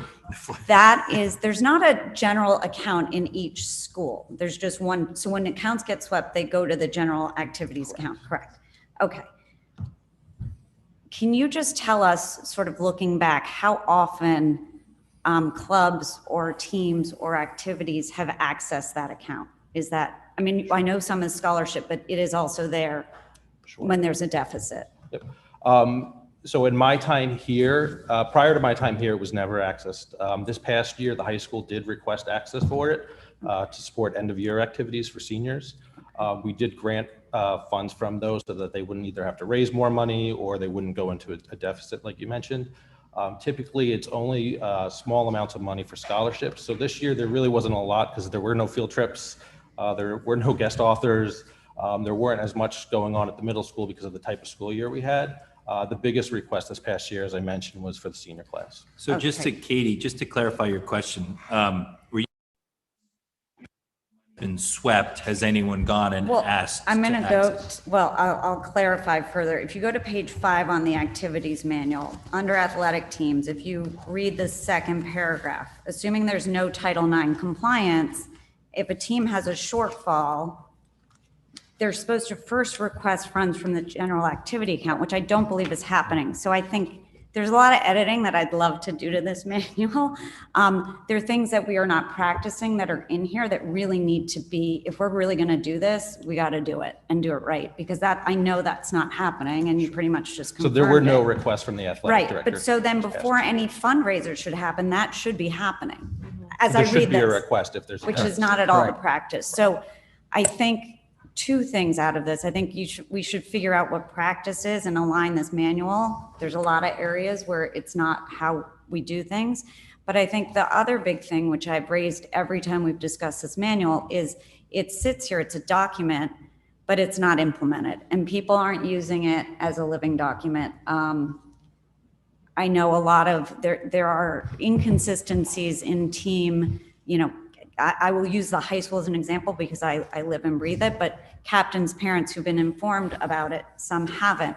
We have to find a way to get everybody who will be using, you know, sort of this manual, whether it's student athletes, parents, you know, team parents, club advisors, theater, everyone has to know what's in this and adhere to it because it's still not happening. And I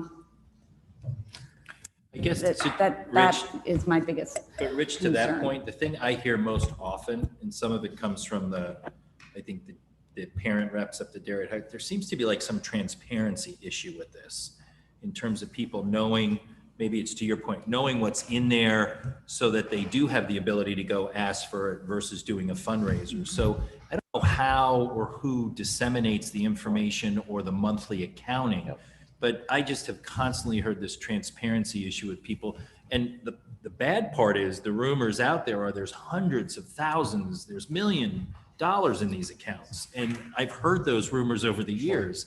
And while there might be, yes, a couple $100,000 in there, if you look through how and what it's used and how and what's raised, it makes sense. But I think to Katie's point, it's, how is this transparent? How is it used? How does it align to practice daily? And I think maybe talking with Chris Manfredonia, Ellen at the high school particularly, because that's where a lot of questions come from, is setting out at the beginning of the school year, you know who your team captains are, and by extension, the parents, having a meeting where you really go through this and say, because people start fundraising, even if you have a spring sport, you may start fundraising in the fall, but it should be an annual thing. And to make Chris's life easier, instead of doing team by team, one-on-one, maybe you do a group, kind of like our, you know, orientation, where it's, you got to go to it, at least one parent and one student representative have to show up, and it, because it's still, there's still people not using school cash online. There's still cash being exchanged. It's just, there's not consistency, and that's why we get a lot of the feedback we get. Mrs. Parent. So I think we have to be cognizant that these are parent dollars, right, that are sitting and they're not being used effectively. So I just want to clarify for my own understanding, take the wrestling mat, for example. Is this something the wrestling team, when that wrestling mat was not included in our budget, could the wrestling team have gone back and said, we would like to use some of those funds for this? Like where's the line and where does it stand for? So So wait, time. Yep, go ahead. Yeah, no. Is that your question? Yeah. I have more, but yes. Rich, do you want to? So the item first and foremost has to be a student-centered item. So it can't be anything that's going to support staff or something that's going to be stripped out of your operating budget and then supplant the operating budget. If it's something that the team could fundraise for, typically the process would be that coach has to go, if it's athletics, for example, the coach would have to go to Chris as the athletic director.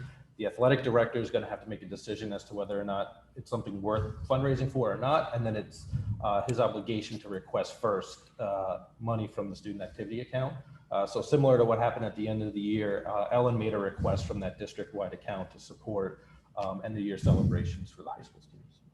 Okay, Mrs. Ritchie had her hand up, and then I'll get you, Mrs. Yeah, well, it sort of has been covered, but I think I was going to add on to Katie's points about informing specifically the captain parents and having a meeting like that, and even maybe creating a sort of a cheat sheet so they understand the process, they understand what's going on and how these accounts work, because I get the sense that many don't understand it, and each team does operate very differently. So I think it's important to have a clear understanding of how that process Well, I works. think to Mrs. Stein's point, it's like the meetings I've gone to with my kids, you acknowledge you're there, you acknowledge the rules of the sport and how everything's going to play out. So it's something along those lines. Mrs. Achman.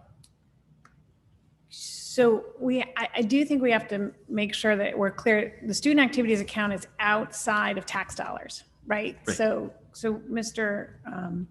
Rudel is correct.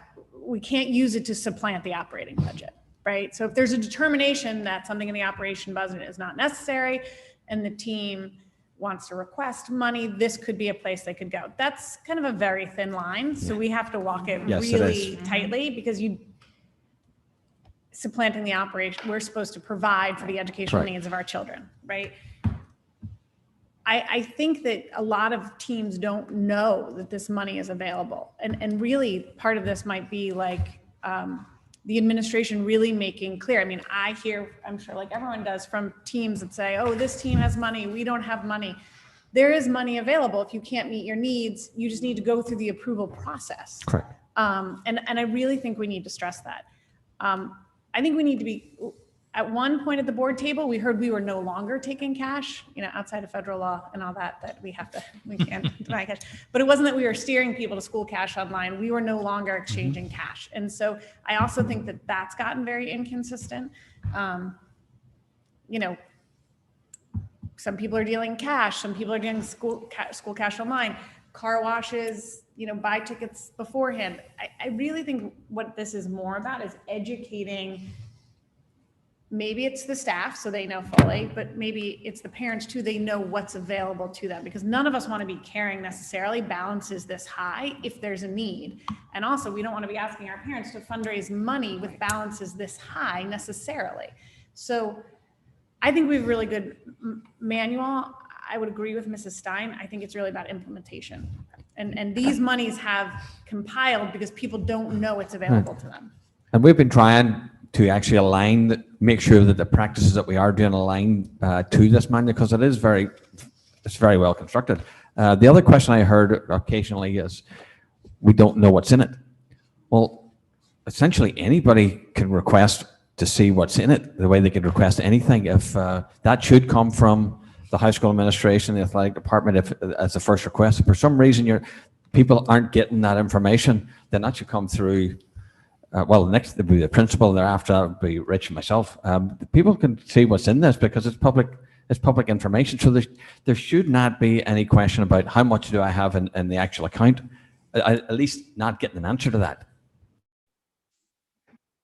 That question comes up all the time, but I think it goes to people understanding the manual, having a couple of meetings up there, making sure the staff is on board too. I just think that's a constant conversation I hear, is about the transparency of what is actually in these accounts. I think historically, Chris, and he's not here, but you can confirm, would meet individually with, say, the soccer parents, the sailing parents, I personally, and there are individual things that can be addressed, but I do think if you sort of have a big meeting and you have one representative from each team, club, activity, you can get it done a lot quicker, and people will actually listen, pay attention. If you have to have other meetings to discuss other things, fine, but I think it's an easy way at the start of the school year to get everybody on the same page in terms of how we are raising money and spending money. Mr. Sini. So, Rich, who's the fiduciary of this account? Is it the Board of Ed or like? Their Board of Ed accounts, yeah. Okay, so might I suggest that on a quarterly basis, is it tough to compile a report or update, to the finance committee at least, or the board? Nope. I mean, in we terms just of wanna- balances? So that, I think that's one way to get information out there and what the balances are and such. Two, I think the millions of dollars comment, they're misunderstanding cash flow in and out versus balances, right? So do we know how much cash typically on average the last 3 years comes in and gets dispersed? So last year's not a good year as an No, example. please say- But I mean, you definitely have over $500,000 going in a normal year, going in and out. Okay. We did sweep, like I mentioned, about $70,000. A lot of that was just historical balances that have been left. I would expect this year the sweep to probably be closer to about $10,000. But for the most part, it's pretty close to coming in and then going out the debits and credits. Okay. Mrs. Ritchie. So it would be great, yes, to get maybe not a quarterly, I would think an annual update just to where the accounts are. The other question I had is, don't we sweep these accounts annually? Okay, because it seemed like maybe we hadn't done it every year. So There hasn't been consistency. So I did I sweep. thought we were supposed to do that every year. So I did sweep the accounts last year, all 7. That's how you got to that about $70,000. The year before, nothing was swept, and the year before that, 3 schools were swept, but the other 4 were not. So they were not swept because there were things that were encumbered for. No, there were definitely balances available. I don't know why I wasn't here. Oh, okay. But the manual says you can have balances up to 1,000 in certain accounts with, So you could have- so that like, Some of them There is- ran over. It was a new accounting practice recommended. There were a lot of teams and clubs that were very concerned that their money had been raised and was now being swept. And so I think it was part of a gradual rollout and explaining that if Club X raised this money, they weren't raising money for the entire school, but if they couldn't use the money and they'd over raised, that like this would be available for scholarships. So I feel as if maybe it was a phase in that was slower than it should have been. but I also think some of the money we also allowed, as I remember the discussion, was for purchase orders came at different times. So if you were sweeping accounts, certain teams needed to buy things over the summer, so they needed access to funds. My question to you is, I notice in your narrative, you talk about sweeping accounts August, September. Why wouldn't we do it at the close of our fiscal year? Sure. So unlike Munis, so School Cash Online doesn't allow you to encumber things. So one of the things that we do, the elementaries are a lot easier.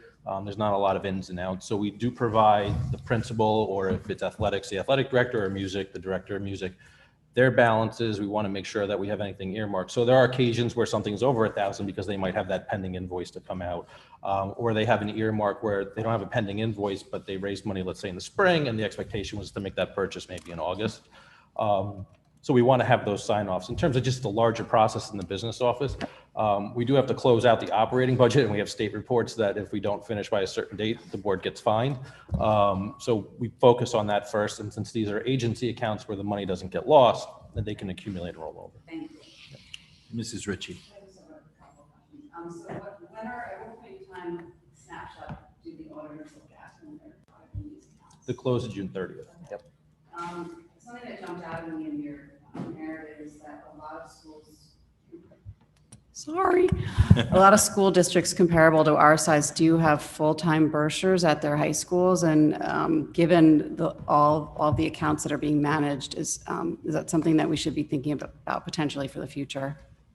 The high school is obviously your biggest account, so probably. Just saying they're probably going to ask for it, is what I'm saying. Okay, it jumped out at me. It seemed like it might be something that would be coming, so I just thought I'd touch upon it. Although we're talking about hiring staff because we have so much money coming in as gifts. Like, I mean, I feel like there is a management FTE issue that we could do. I'm sorry, Mrs. McCammon. Go ahead. Yeah, go ahead, Mrs. McCammon. Related to that point, I think, Sarah's point that this is parent money, I think we need to be pretty strong about figuring out ways to use it. This is, I think, too high a balance for us to be carrying year over year. The ins and outs is fine, but I don't think we want to accumulate dollars. So I support any efforts to make that happen. So we are trying to make sure that things that are raised it's purposeful and it's going to get used. And it's a high balance, and we want to Yeah. reduce it if we can. And related to that, the one comment I keep hearing is, do we have the right flexibility? And again, I think that goes back to the point that's being made, which is around education. Because if we have something that fails for a team or a club or what have you during the year, we do have flexibility, and we just want to make sure people know that it's there. Other things noted here, I fully support changing the gate receipt accounting to be in line with what you're recommending. And I agree with whatever interval we decide, including this in an accounting update. Thank you. Hey, Rich, just getting a little into the weeds. If you look through some of the elementary schools, why would some elementary schools have Darien school lunch program and others not have that? Can you name a specific school? Yeah, so I don't see that in Hinley, but I do see it in Holmes. There's been no money in it since 19. And then it's just, I'm wondering if it's something we should be or capturing or we're not. And then there was one other school that had lunch program, but the others did not. So in some instances, the PTO will provide a lunch for students at the end of the year. So typically what happens is that check will get deposited in the student activity account, and then it's written from the student activity account to the school lunch program. It's really an accounting mechanism to have it. So what you're seeing is really the revenue deposited in 2019, but because it's zeroed out in 20, the check was issued in 20. Got it. Just triggered that account. Yep. Okay, Mr. Sini. Yeah, I just want to underscore, I do support better matching the revenues at certain events to support the expenses to hold those events. It is a vast majority of parent money, but that will have a tiny impact in terms of how it impacts our budget and taxpayer dollars as well. So on library books and subscriptions, this might be too in the weeds, but you've got some schools that seem to, this is fees they collect on late fees or lost books. So it could be late fees related to a book. It could be a charger for a Chromebook. It could be anything related to that. So some schools collect, some schools don't collect. I mean, again, I think it's consistency in some of it. Some seem to do a lot more than others. So, all right, Mr. Maroney. I have two questions. One is much more specific, and I'll take that first. So gate receipts for state playoffs, is that our money or is that CIAC money? CIAC money. So if you host a state playoff game, you have to pay for the security and everything with that, and no, you don't get the reimbursement from the gates. Okay, clear. My second question is more of a broader question, I guess, is with the ability to go and get money from the general account, what does that do to the Blue Wave Booster Club? And is that being used to circumvent clubs from requesting the money from the general account? Possibly. And should we be reviewing the gifts a little more scrupulously of, did you go through the proper process to request the money before accepting said gift? And that's what we're trying to do, make sure that they go through that process first, and that there's a reason for this gift to be accepted in the first place. So the answer is yes, you should. Okay, clear. Thank you. So, Rich, in your view, or Dr. Adley, in moving to John's point about accounting and moving those gate receipts to covering expenses associated with security and police, does that create a shortfall in dollars needed for end of year stuff up at the high school? No, it does not. It does not. So if we look at the gate receipts in the past, part of it was to fund the Turkey Bowl on that one given year. Right. But in the future, if you were to make this adjustment, typically what you would see is if the year the Turkey Bowl was going to be in Darien, you'd have your expenses up in your operating budget for however you need to construct it. And then you'd have higher gate receipts in the operating budget that year as well. So there will be some slight fluctuation in terms of how high gate receipts are. And it's really, do you have a Turkey Bowl in one year or do you not have the Turkey Bowl in one year? Okay. But for the most part, those gate receipts are collected and they sit in an inner athletic account. And part of that was swept last year. Okay, so that accounting change makes sense. Mrs. Parent. So building off of what Dennis was saying about the Blue Wave Booster Club, I was unaware until we got the email from the DHSPA that they give preferred parking and tickets to become, to a high, with a certain level of donors. Are those tickets purchased, or does the district give them those tickets? Because that's lost revenue for us. If so, if they're given, are there other organizations, are they given that opportunity as well? Like, do we sell preferred parking to the musical and then that money goes to the 308? Like, I think we have to be really consistent in what we're doing, and I don't know that we are. So I'm curious as to. So they are donated. They are donated. They are donated. Okay, if they're. To Sarah's point, do the other organizations know that there's that opportunity? So historically, in talking to Chris, just on a couple of occasions, they've donated tickets to some elementary schools for fundraisers, but for the most part, no, that doesn't happen. So what is the value of what we, like, How many tickets? how many tickets, I mean, how That much? I would have to check yeah. next year how many. I don't, It's- I mean, from Yeah. my understanding, it's a certain donor level. It's pretty Yeah. high. So I'm just, Right. yeah, I just pulled it up. It's you'd 500 it'd be and nice over. to understand Yeah. how many there are. Yeah. I mean, if Okay. we're talking about 12 tickets a year or something Yeah. like that. But I think that opportunity should be extended for arts activities and, Yeah, other things. everyone too. should know So- that the opportunity is there from an equity standpoint. Mrs. Ritchie. Just getting the financials of the police and security, what is typically in the budget? And I know it fluctuates, like you said, for years we had we host a turkey bowl or something like that. But what is in that line item? How much? I'm just trying to, and the gate receipts is typically like 10,500 is the last. So it's usually, between 10 and 12,000 unless you have a turkey bowl. I would have to pull the specific security cost to give you a good idea of what that is. Mrs. Ackman. So just on the accounting change to RC11, if we bring in gate receipts, I just think we should be aware that that's kind of a change in philosophy of those dollars. It also opens up those dollars available for transfer, available for debate during the budget. It's no longer kind of kid-raised, kid-based, student-based, student activities. It becomes part of the operating budget, and it is as available as any other dollar in our budget. So it's a philosophy change. It might be the right decision to make, but it is a significant philosophy change. The turkey bowl, its expenses become a budget debate. Security. It's revenues. I'm sorry? It's revenues would. Yes, Right. yeah. Not So, expenses. or any other gate receipts we then use, which we did in the year, to have it that then go towards, become part of the budget discussion. So it's a philosophy change as much as it's an accounting change. And so we just need to acknowledge that should we make the change that we're willing to do that. So I guess to that, go ahead, Mr. No, Brown. it's a change in the mechanism. We don't have to change in philosophy. I mean, we could have a discussion as board and be like, yeah, it's from the turkey bowl. We're not touching it next. I mean, we could still have that philosophy. Tell you that any dollar in the budget is available for both administrative transfer or board transfer. Right now, the student activities account are subject to the student activities manual. So there's now a differing governing body. The board could say that for one event a year, it's going to look at budget dollars differently. I wouldn't advise that either.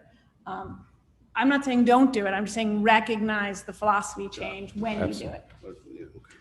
So what's the philosophy? Gate receipts that we're just charging for football and basketball and no other events? Sure. So typically, at least throughout Fairfield County, football and basketball are the only sports that collect gate receipts. Part of that, especially with football, is more of the need for security or campus monitors around, but that is typically the practice in the area. Okay. Mrs. McCammon. To that question about theater, then how does that work? Because they collect too, but that goes directly to like 308 because they don't, that's how they fund. So they do fundraisers. They might do like wreath sales or things like that. Right. Those revenues are collected and put into the appropriate account, typically at the high school. And then their expenditures, a play or something that they're putting on, the expenses associated with that come out of that account. But same for gate receipts, if you will? Same thing. Tickets? Same thing. Okay. What was that, John? Well, again, I just wanted, so the tickets there are going into the, Student activity account. yeah, and is there any additional security or any other expenses? you need there? Typically, you just have fire watch. Okay. But it goes to the point of consistency. If you're gonna, those dollars are gonna offset costs like that, we have to be consistent across, whether it's fire watch or full-blown security for a football game, there has to be consistency there. Any other questions? Rich, my one thought is, and I don't know enough about it, I was kind of, wow, I didn't know they had vending machines at these schools.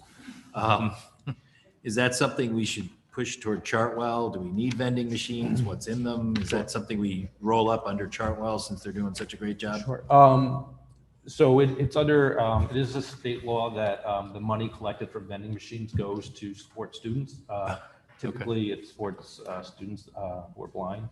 So it's not a lot of money. Say that again? Students who are, so students with disabilities. Okay. But all the money goes to whatever student activity account is in that given school. So if Holmes has X amount of money in a vending machine, it goes towards that. But then the school pays for the purchase to fill those vending machines Within the student activity account. within the student activity account. So Chartwell's also does not do vending machines. Okay, all right, good, thank you. Mr. Senior. So can I just ask what next steps might be on this kind of area discussion? Yeah, so I think I would open it up for, board conversations, but to me, the next steps are, and Mrs. Stein, I guess this falls under policy. I don't know, that's the question. So, but I think what I'm hearing is, to recap it, and we'd want it done before Labor Day, Mrs. Stein, in order to kick off the new school year. Yes, I mean. 10 days. No, what I'm hearing is from the discussion, great discussion. And again, Rich and team, thank you for all the work behind this. We need to go through and update and align the policy manual to dollar amounts that make sense, to understand what we're doing from collections and donations and gifts and different things like that. And then we need a plan to how we roll it out and educate the public around it. I'll pause there. Well, I'm not gonna, Marge has a lot to do, but I think it'd be helpful if we did a red line version of it with Rich and Marge, and maybe even talk to Meg Ritchie, who's the bursar up at the high school, or any of the other people, just to make sure our practice aligns with the manual, that it works for the people using it. So that's something we can work on and get a red line version. Yeah, the only thing I would add is that some of the numbers in the manual, like gifts, are IRS driven. So unless the IRS has changed, it's really hard for us to change. So, but our certain thresholds, Yeah, so if you it's could worth looking redline at. It's been 8 years, so. Yeah. In all of your free time, Marge. I think the board role is around redlining if there's anything that has to change. Implementation really is an administrative issue. Yes, yeah. But I think we'd like an updated version that aligns with, Mrs. Ackman brings up a good point, and we should stress that in the document, which I think we do, around IRS guidelines. But then it's, how do you roll it out? How do you implement it? And I like the concept of whatever reporting we agree on, quarterly or semi-annually, getting back. And then I think there is, as part of rolling this out and educating, the coaches, the team captains and the captain parents, there does seem to be a challenge with transparency. So I think that would go away with a full rollout and implementation of this process and how it works. There really, oh, sorry, Mr. Chairman. No, go ahead. There really should not be an optic about transparency, but if there is, there is, right? Because I just want to reassure the board and the public in general, right?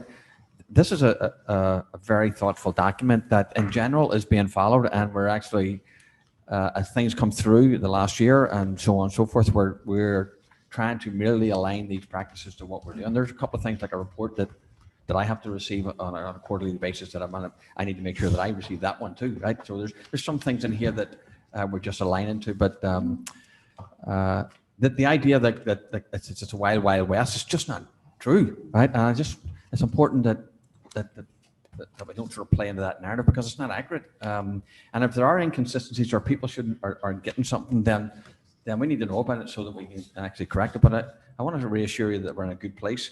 The recommendation around the scholarship, I just think like $50. I think there just needs to be more latitude for that. Absolutely. How many times have we sat around the table where you've said, well, surely we would find something for that student who, right? Well, according to the policy, no, right? So there needs to be a bit more latitude and, anyway, we can build that in as a recommendation. No, I think that makes sense. And maybe it could be scaled instead of, again, you'd have to check with IRS code, instead of like a dollar amount, $50, a percentage of overall cost. So we're really helping the student based on the activity trying to be achieved. Right, that makes sense.